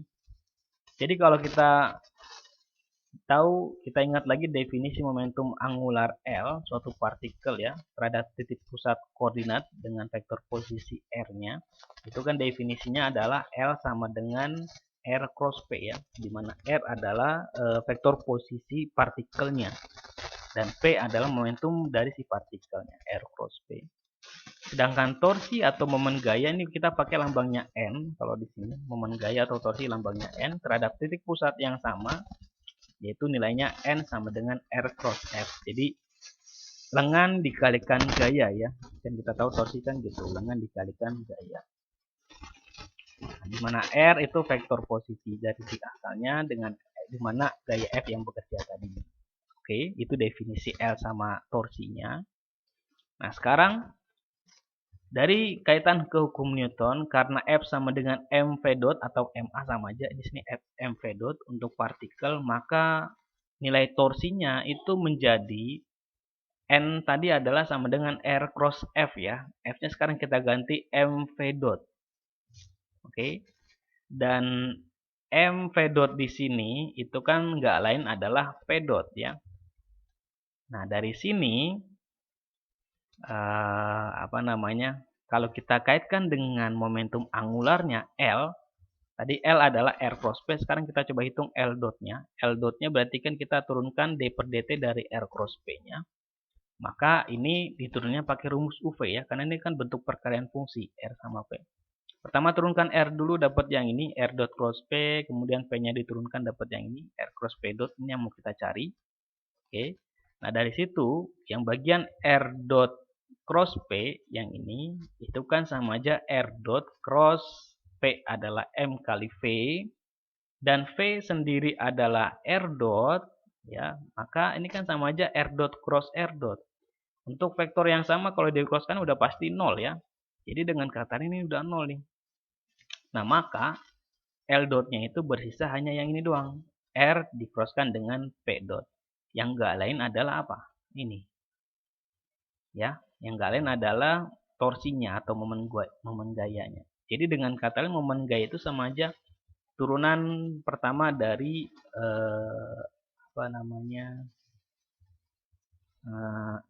ini kan torsi ya. Momentum angularnya, jangan lupa. Jadi momen gaya itu turunan pertama dari momentum angularnya ya, L dot. Nah, sekarang jika tidak ada torsi yang bekerja pada partikel atau N-nya 0 nih, jadi nggak ada torsi yang bekerja, berarti kan L dot sama dengan 0 ya. Nah, karena L dot sama dengan 0, berarti kalau kita integralkan, maka L sama dengan konstan dong. Jadi dengan kata L adalah vektor yang konstan terhadap waktu. Jadi L adalah momentum angular yang conserve atau yang kekal terhadap waktu. Ya. Kalau si N-nya sama dengan 0 tadi. Gitu. Ya. Nah, terusnya yang ketiga, hukum kekekalan energi yaitu menyatakan bahwa energi total E dari suatu partikel dalam pengaruh medan gaya yang konservatif lagi. Jadi memang harus gaya konservatif yaitu konstan terhadap waktu. Nah, ini ceritanya agak panjang untuk yang ini. Jadi pertama kita definisikan dulu terkait dengan kerja ya. Kita tahu bahwa kerja yang dilakukan pada suatu partikel oleh suatu gaya F ya untuk memindahkan dari keadaan 1 ke keadaan 2 itu kan definisinya ini. Integral F dot dr dari keadaan 1 sampai 2. Nah, jika F-nya itu merupakan total resultan gaya yang bekerja, maka yang F dot dr nih kita bisa rubah secara matematis F itu tadi adalah dV per dt ya. Dan dr bisa kita ganti bentuknya jadi dr per dt dikali dt, kan sama aja ya. Nah, yang bagian dr per dt ini kan sama aja dengan V. Jadi M dV per dt dikali V dt. Nah, terusnya bentuk yang ini kita bisa ganti menjadi M per 2 D per dt V dot V dt. Jadi yang bagian dV per dt dot V ini sama aja dengan D per dt dari V dot V. Karena kalau ini kita turunkan nih, kita jabarin kan berarti nanti dV per dt dot V terus ditambah V dot dV per dt. Tapi karena dot kan dia nilainya sama jadi bolak balik ya. Kan jadi dua kalinya kan, dua kali dari yang ini. Makanya di sini ada muncul setengah di sini. Gitu ya, dt. Nah, dari situ dt-nya V dot v-nya bisa jadi v kuadrat dan dt-nya bisa kalian coret ya. Jadi tinggal d dari setengah mv kuadrat ya. dt-nya kalian bisa hilangkan. Jadi tinggal d m per 2-nya bisa masuk ke dalam v kuadrat jadi setengah mv kuadrat. Karena kan konstanta boleh masuk kemana aja dia. Nah, artinya berarti dari f dot dr bentuknya kita tinggal ganti d setengah mv kuadrat, maka integralnya kan jadinya tinggal setengah mv kuadrat kan, masukkan kondisi awal 1 sampai kondisi awal 2, berarti tinggal setengah mv 2 kuadrat dikurang mv 1 kuadrat. Atau singkatnya menjadi T2 dikurang T1 dengan definisi T adalah setengah mv kuadrat, yang gak lain adalah energi kinetik partikelnya. Karena berkaitan dengan P, gerak partikel. Jadi pada kasus ini kerja yang dilakukan oleh suatu gaya F itu sama dengan perubahan energi kinetiknya. Karena di sini energi kinetik akhir dikurangi energi kinetik awal ya. Kalau misalkan di sini energi kinetik awal lebih besar dibanding yang akhir, maka kerjanya benernya negatif kan? Karena T2 min T1. Artinya partikel telah melakukan kerja dengan adanya penurunan energi kinetik. Nah, tadi kan T1 T awal lebih besar dibanding T akhir kan, berarti ada penurunan energi kinetik. Nah, tapi dalam banyak problem fisika, kerja dari gaya F yang dibutuhkan untuk dengan partikel tadi ya. Jadi ke posisi lain tadi untuk dengan satu partikel ke posisi satu ke posisi yang lain itu tanpa disertai adanya perubahan energi kinetik. Jadi nggak selalu berkaitan dengan perubahan energi kinetik ya. Kadang hanya bergantung pada posisi awal dan posisi akhir dalam lintasan yang dilalui partikelnya. Nah, pada kasus ini, maka kapasitas kerja yang dilakukan itu berkaitan dengan energi potensial dari partikelnya. Ya. Jadi kalau misalkan kerja yang dibutuhkan tadi itu tidak disertai adanya perubahan energi kinetik, hanya berkaitan dengan posisi awal sama posisi akhir, maka dia berkaitan dengan energi potensial dari partikelnya. Ya. Kita akan coba jabarkan di sini. Sekarang kalau kita kaitkan dengan definisi energi potensialnya ya, dari keadaan dari posisi awal ke posisi akhir tanpa ada perubahan energi kinetik, maka integral 1 sampai 2 f dot dr itu sama dengan U1 min U2.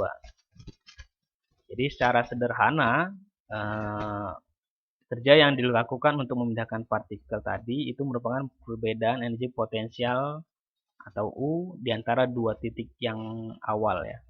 Titik awal dengan titik akhir. Nah, kenapa bisa dapat seperti ini? Kita bisa turunkan dari gaya F ya berkaitan dengan gradien dari suatu fungsi skalar kan. F itu kan kita tahu adalah minus gradien U atau minus del U kan dari definisi sebelumnya.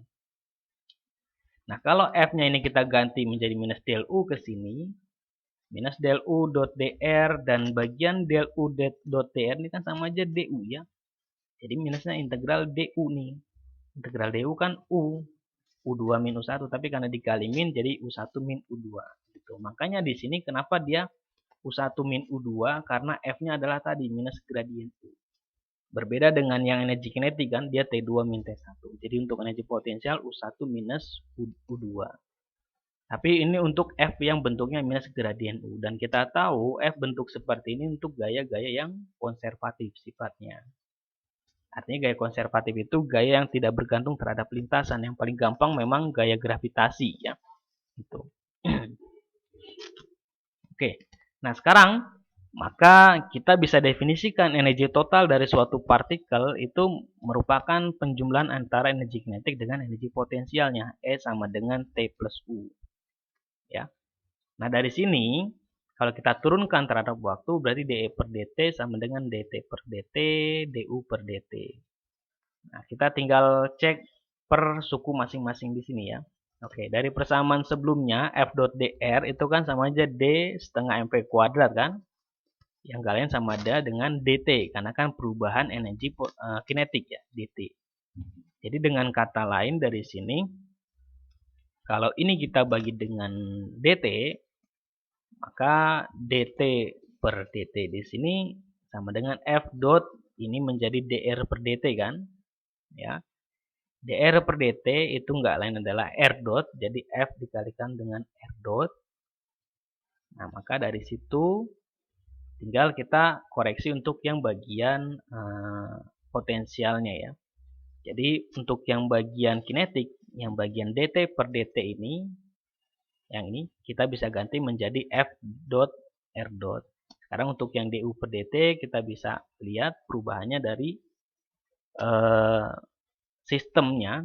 Cuman untuk sistem yang umumnya kita biasanya untuk fungsi energi potensialnya itu dia merupakan fungsi posisi dan juga mungkin berkaitan dengan waktu ya. Jadi kita hanya concern ke dua hal yang ini untuk energi potensialnya, itu berkaitan dengan posisi atau juga berkaitan dengan waktu. Kalau kita ambil versi lengkapnya yang berkaitan posisi dan juga waktu, maka du per dt ini pertama turunkan terhadap x dulu ya. Karena di sini R berarti kan ada tiga komponen kan, ada X, Y sama Z kan. Makanya di sini du per do X, dx per dt nanti ditambah du per do Y dikali dy per dt gitu, do per do Z, dz per dt. Makanya di sini pakai lambang sigma ya. Kemudian ditambah do per do t. Nah, yang bagian ini dx per dt itu sama aja x dot dikalikan sigma yang ini ya. Yang ini sigma du per do x dikalikan dengan x dot itu kan sama aja dengan gradien u didotkan dengan r dot ya. Gradien u kan sama aja do u per do x karena gradien itu kan turunan terhadap x bukan terhadap t ya. Makanya di sini do u per do x itu sama aja del u. Yang x dot itu sama aja r dot. Dan sumasi bisa kita ganti menjadi fungsinya dot di sini. Karena dot itu kan kalau dikalikan nanti jadi sumasi kan, dijumlahkan semua ya. Du yang ini do u per do t masih sama. Nah, jadi untuk yang bagian du per dt kita ganti seperti ini. Oke, substitusikan kedua hasil tadi, maka yang de per dt-nya ini dt per dt diganti ini, yang do u per do t diganti ini. Oke, yang bagian r dot bisa kita gabung jadi f plus du dot r dot ditambah do u per do t. Tapi dari sini ini bisa dihilangkan jadi bersisa hanya do u per do t karena memang f ditambah del u itu sama dengan 0 untuk gaya konservatif.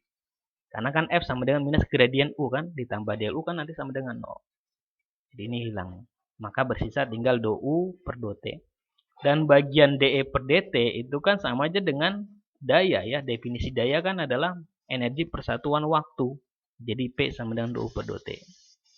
Nah, yang saya mau katakan di sini bahwa kalau misalkan energi potensialnya tidak bergantung waktu, do U per do T-nya sama dengan 0, ini sama dengan 0 nih, maka dan gaya yang bekerja juga konservatif nih, yang ini syarat keduanya.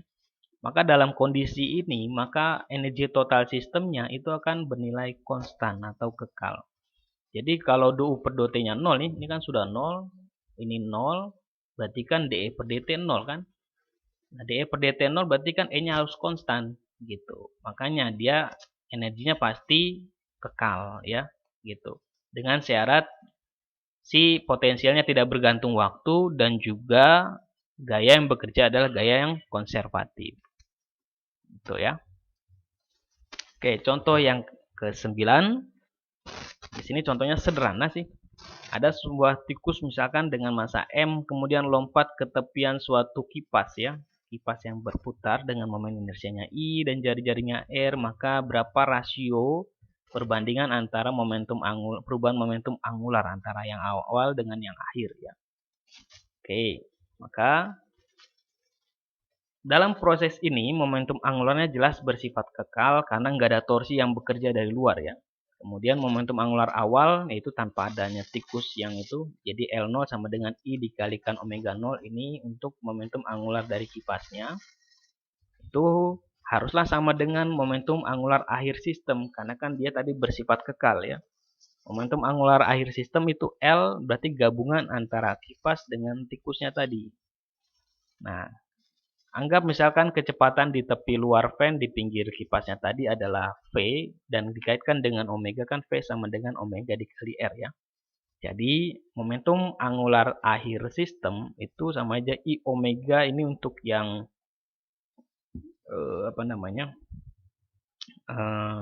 momentum angular untuk kipasnya ditambah dengan MVR ini untuk yang si tikusnya nih. Ya. Ini omega untuk yang kecepatan sudut akhir kipasnya. Karena pasti ada perubahan kan. Oke. Nah, terusnya dari situ karena ini tinggal disederhanakan ya, V per R-nya dikeluarin. Jadi tinggal I ditambah MR kuadrat. Oke, jadi dalam kasus ini kita tinggal ganti sebenarnya, ganti si omega-nya menjadi V per R yang ini. Nah, nanti yang V per R bisa dikeluarin ya. Ini omega udah keluar, maka tinggal I. Supaya ini jadi MVR berarti dikalikan dengan MR kuadrat. Karena nanti R-nya kan coret 1 ya. Dan inilah momentum akhir sistemnya gitu. Kalau dikaitkan dengan momentum awalnya, yaitu dari hukum kekekalan momentum angularnya bahwa momentum akhir sama dengan momentum awalnya, yaitu yang tadi I dikalikan omega 0. Jadi kita tinggal gabungkan dua persamaan yang tadi, yang ini dengan yang I omega 0, di mana omega 0 adalah ini V0 per R ya. Nanti R-nya bisa kita coret, nanti dapat hubungan V-nya.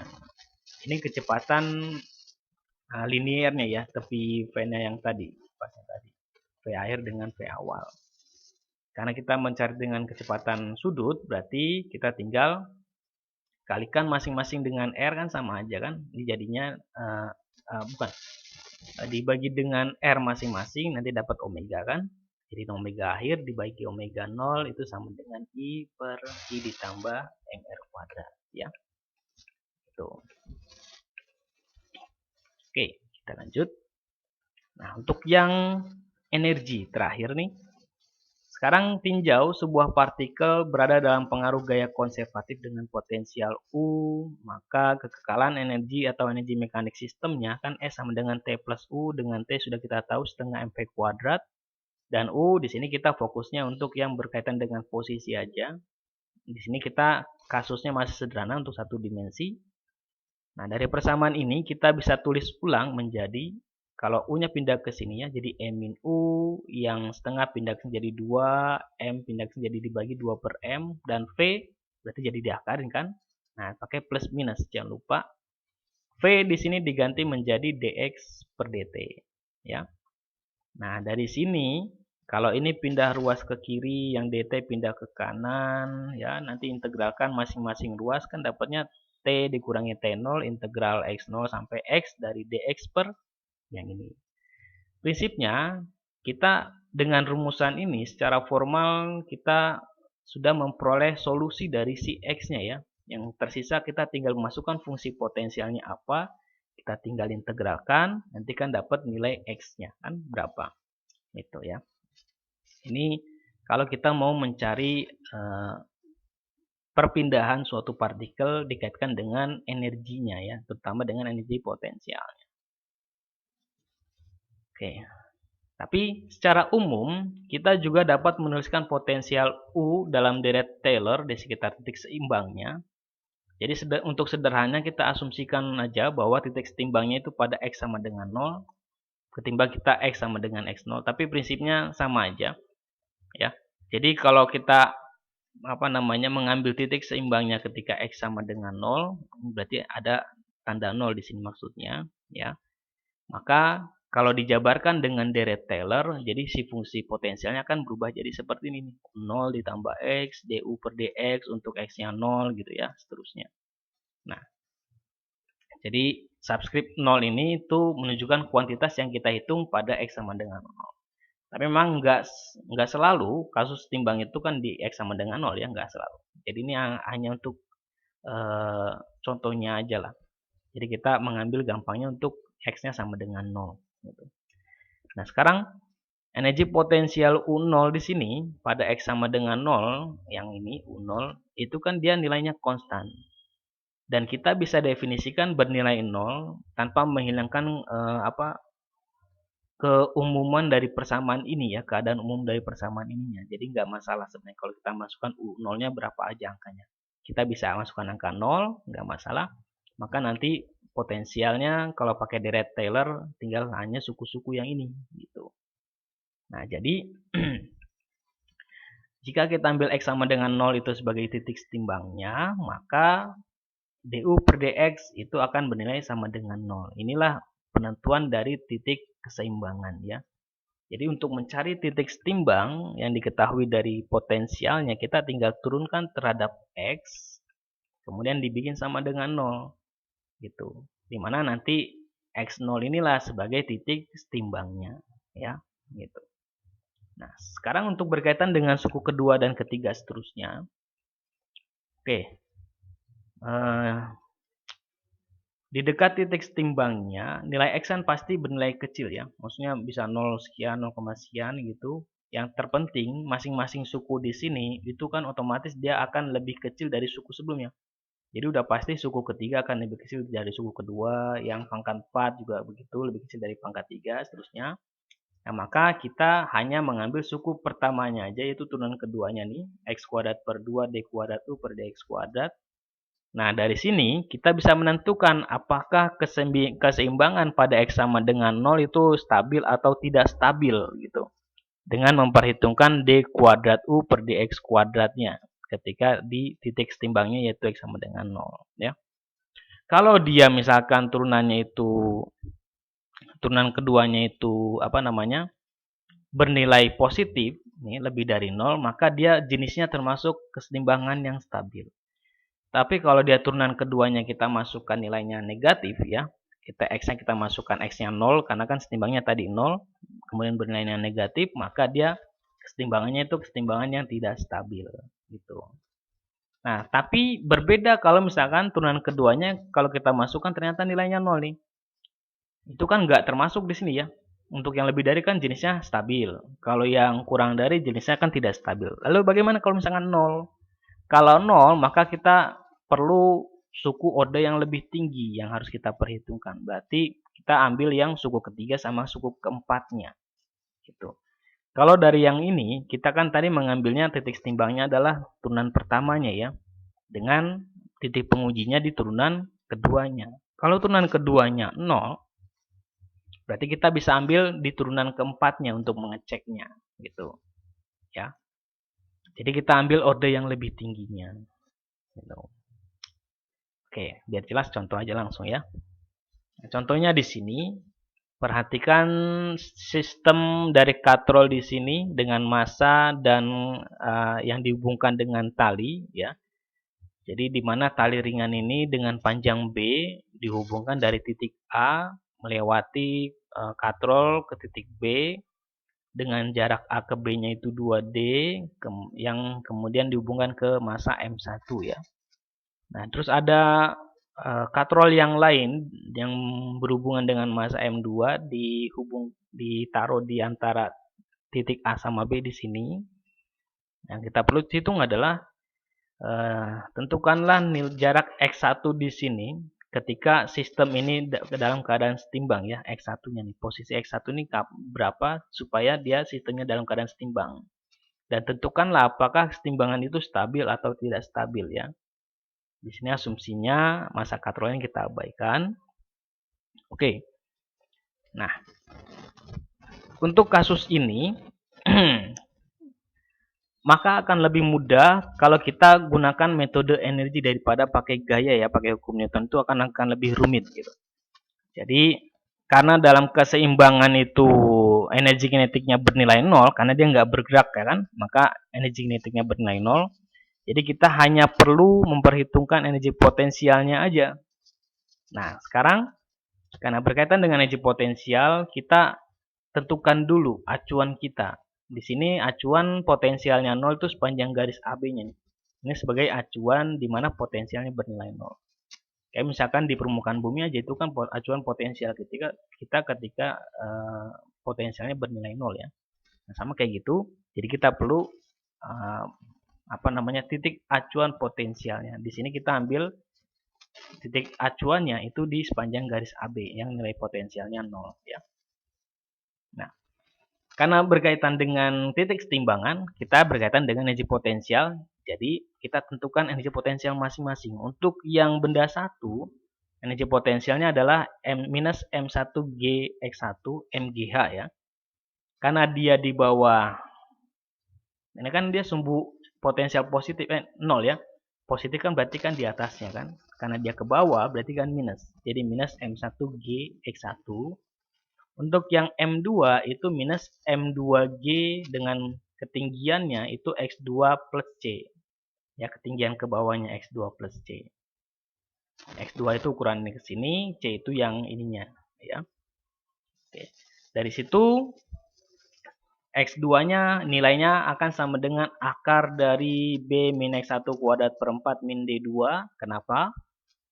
Pertama gini, ini kenapa dia B min X1 per 2, panjang ini ke sini. Kan dibilang di soal total panjang talinya itu kan sama aja dengan B ya.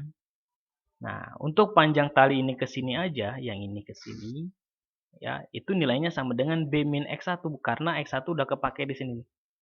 Panjang tali X1 udah kepake di sini, maka sisanya adalah ini ke sini adalah B min X1.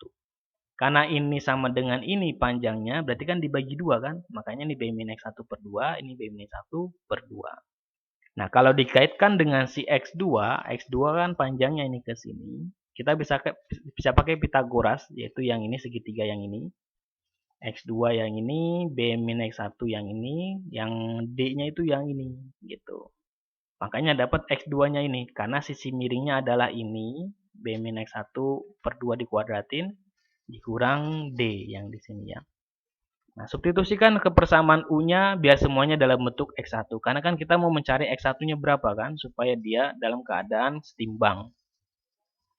Oke, kita langsung turunkan aja dengan syarat kesetimbangannya bahwa DU per DX1 itu sama dengan 0, di mana titik setimbangnya X1 0-nya itu kita sebut sebagai X0 aja ya. Jadi ini titik setimbangnya X0 lah gampangnya, itu titik setimbangnya. Jadi si X1-nya itu sama dengan X0 ya. Oke. Untuk turunannya, turunkan terhadap X persamaan yang tadi, maka yang ini tinggal minus M1G, yang suku kedua emang agak ribet, nanti kurang lebih dapatnya seperti ini ya. Kemudian dibikin sama dengan 0. Nah, bentuk yang ini biar gampang kalian hitung, kalian tinggal kalikan dengan kalian tinggal pindahkan ini ke sini plus M1G, kemudian ini dikalikan ke sini, maka nanti dapat ini kan tuh. G-nya kan bisa coret ya. Oke. Kemudian kalian kuadratkan untuk menghilangkan bentuk akar di sini. Nanti sederhanakan. Nah, nanti dapat X0-nya tuh seperti ini ya. 4M1D per akar 4M1 kuadrat min M2 kuadrat. Nah, itulah posisi kesetimbangannya gitu. Tinggal kita cek apakah dia setimbangannya stabil atau tidak. Oke. Pertama gini, ada bentuk di sini akar M4 M1 kuadrat min M2 kuadrat. Supaya dia bernilai fisis, maka jelas M1 kuadrat harus lebih dari M2 kuadrat ya, supaya akarnya positif nih. Kalau negatif kan nggak bisa kita hitung ya. Ini syarat fisisnya aja. Supaya solusi yang kita punya itu mempunyai arti gitu ya. Nah, yang menjadi pertanyaan adalah dalam keadaan apa sih massa M2 tadi yang di tengah itu akan menarik massa M1 ke atas menuju katrol B ya. Jadi dengan kata lain si X1-nya menjadi 0 lah. Karena kan M1 ke atas, M2-nya ke bawah kan. Jadi intinya dalam keadaan apa si M2-nya itu nggak stabil lah. Atau M1-nya nggak stabil. Tapi prinsipnya kita tinggal cek apakah dengan X0-nya seperti ini, keadaan sistemnya dia stabil atau tidak stabil. Yaitu dengan cara tinggal kita gunakan turunan keduanya untuk menentukan apakah kesetimbangannya stabil atau tidak ya. Kalau nggak stabil kan nanti kan bisa jadi nanti si M2 akan menarik ke bawah, M1-nya jadi ke atas kan, gitu ya. Atau kebalikannya, M1-nya ke bawah, M2-nya ke atas kan gitu. Oke. Sekarang turunan kedua dari fungsi potensialnya. Nah, ini kalian tinggal turunkan lagi dari yang ini ya. Ini kan turunan pertamanya nih. Kalian turunkan lagi untuk mencari turunan keduanya. Nah, nanti dapatnya seperti ini. Ya, kenapa begitu? Karena kita lihat ya. Diturunkan terhadap X nih. Ini kan masing-masing ada X-nya kan atas sama bawah. Jadi kalian pakai rumus yang U per V. Kalau ini kan turunannya kan udah 0 kan. Ini tinggal pakai U per V. Makanya ada dua suku. Nah, nanti kurang lebih beginilah ya. Nah, dari turunan kedua ini kalian sederhanakan dulu bentuknya. Kemudian substitusikan si X1-nya sama dengan X0 yang tadi ke yang bagian yang di sini. Nanti sederhanakan. Nah, kurang lebih dapatnya seperti ini nih. Nah, dari situ dalam keadaan kesetimbangan yang S1 sama dengan S0 tadi, dan untuk yang syarat tadi ini kan berarti selalu positif kan? Dan di sini bentuknya M2 kuadratnya juga positif kan? Artinya bahwa turunan keduanya itu pastilah nilainya positif. Dan karena turunan keduanya positif, maka jenis kesetimbangannya adalah kesetimbangan yang stabil dia. Gitu. Jadi dengan posisi X0 tadi, dia kesetimbangannya kesetimbangan yang stabil. Gitu ya. Oke. Contoh yang terakhir satu lagi. Sekarang misalkan kita punya bentuk potensialnya seperti ini, yang kita perlu apa di sini adalah pertama sketsa potensial dari gambar yang di sini ya. Kemudian tentukan apakah gerakannya itu terikat. Bound itu kan terikat ya, terikat atau tidak terikat. Terikat itu maksudnya kayak semacam kayak gerak elektron yang di dalam inti itu kan terikat ya. Dia berputar mengelilingi inti, itu maksudnya terikat. Unbound berarti kan tidak terikat, berarti dia istilahnya bebas gampangnya. Nah, terus di manakah titik setimbangnya, terus apakah dia setimbangnya stabil atau tidak, tentukan titik beloknya kalau energinya adalah minus W per 8, di mana W adalah bilangan positif ya. Oke. Nah, pertama, supaya kita bisa mudah menghitungnya, kita tulis ulang persamaan potensialnya dalam bentuk yang lain, biar lebih sederhana. Di sini kita definisikan fungsi Z dalam Y, di mana Z ini adalah nilainya U per W. Jadi W-nya pindahkan ke sini. U per W itu adalah Z. Dan Y di sini definisinya adalah X per D. Jadi kalau kalian bagi dengan D kuadrat di sini, atau D pangkat 4 ya. Ini ntar habis D pangkat 4, ini kan jadi X per D kuadrat, atau X per D pangkat 4 kan. Nah, makanya di sini jadi Y pangkat 4. Ini dibagi D pangkat 4, D kuadratnya coret nama yang ini. Makanya tinggal dibagi D kuadrat tinggal 1. Nah, jadi begitu ya. Jadi istilahnya bentuknya jadi lebih sederhana gitu. Ya, sebenarnya sih nggak masalah jumlah pakai yang ini, nggak masalah. Toh intinya X-nya pangkat 2, X pangkat 4 ini juga sama ya. Y pangkat 2, Y pangkat 4. Cuman kan di bukunya begitu, jadi saya ikutin aja. Oke ya, nggak masalah. Kalau kalian mau pakai ini langsung boleh, atau dirubah dulu juga boleh, nggak masalah. Oke. Nah, prinsip untuk titik setimbangnya kita bisa pakai turunan pertamanya, cara mengeceknya ya. Jadi dz per dy, karena sekarang kita pakai fungsi z terhadap y, dz per dy dibikin sama dengan 0, kalian tinggal turunkan ini, tapi pakai u per v ya. Oke, nanti dapatnya seperti ini, kemudian disederhanakan, ya. Oke, tinggal kalian pindah ruaskan ke kanan, terus kemudian dikali silang atau dicoret ada yang suku yang sama ya. Nanti disederhanakan dapat seperti ini, kemudian difaktorin. Nah, nanti dapat y-nya nih. Y0 kuadratnya ada yang sama dengan 0 untuk yang ini, yang sama dengan 2 untuk yang ini. Ini kan nggak mungkin ya, karena y kuadrat minus 4 kan nggak ada. Jadi solusinya bisa 2 atau 0. Jadi, dengan kata lain, kalau untuk yang y0-nya 0, berarti X0-nya itu 0. Ini untuk yang titik pertama. Kalau kita ambil yang 2, ingat Y itu kan definisinya X per D. Ya, berarti ini akar 2 dikalikan D. Yang minusnya nanti minus akar 2 dikalikan D. Jadi ada 3 titik setimbang di sini. Ya. Nah, tinggal kita cek apakah titik setimbang ini dia stabil atau tidak stabil. Oke, untuk sketsa grafiknya, nih saya akan tampilkan seperti ini. Nah, titik kesetimbangan yang dalam keadaan stabil itu hanya pada X02 sama X03. Sedangkan untuk yang X01 itu tidak stabil dia. Nih, kalau kita bikin ya. Cara mengeceknya, kalian pakai turunan kedua lagi ya. Kalau ini kan dari gambar sih kelihatan. Di titik yang X02 sama X03 nih, ini kan dia kurvanya kan di sekitar X02 sama X03 ini kan dia terbuka ke atas ya. Maka untuk kurva yang terbuka ke atas inilah dia titik setimbang yang stabil. Tapi yang X01 ini dia kan kayak semacam puncaknya kan. Ini terbuka ke bawah, maka di titik ini dia akan tidak stabil gerakannya. Oke.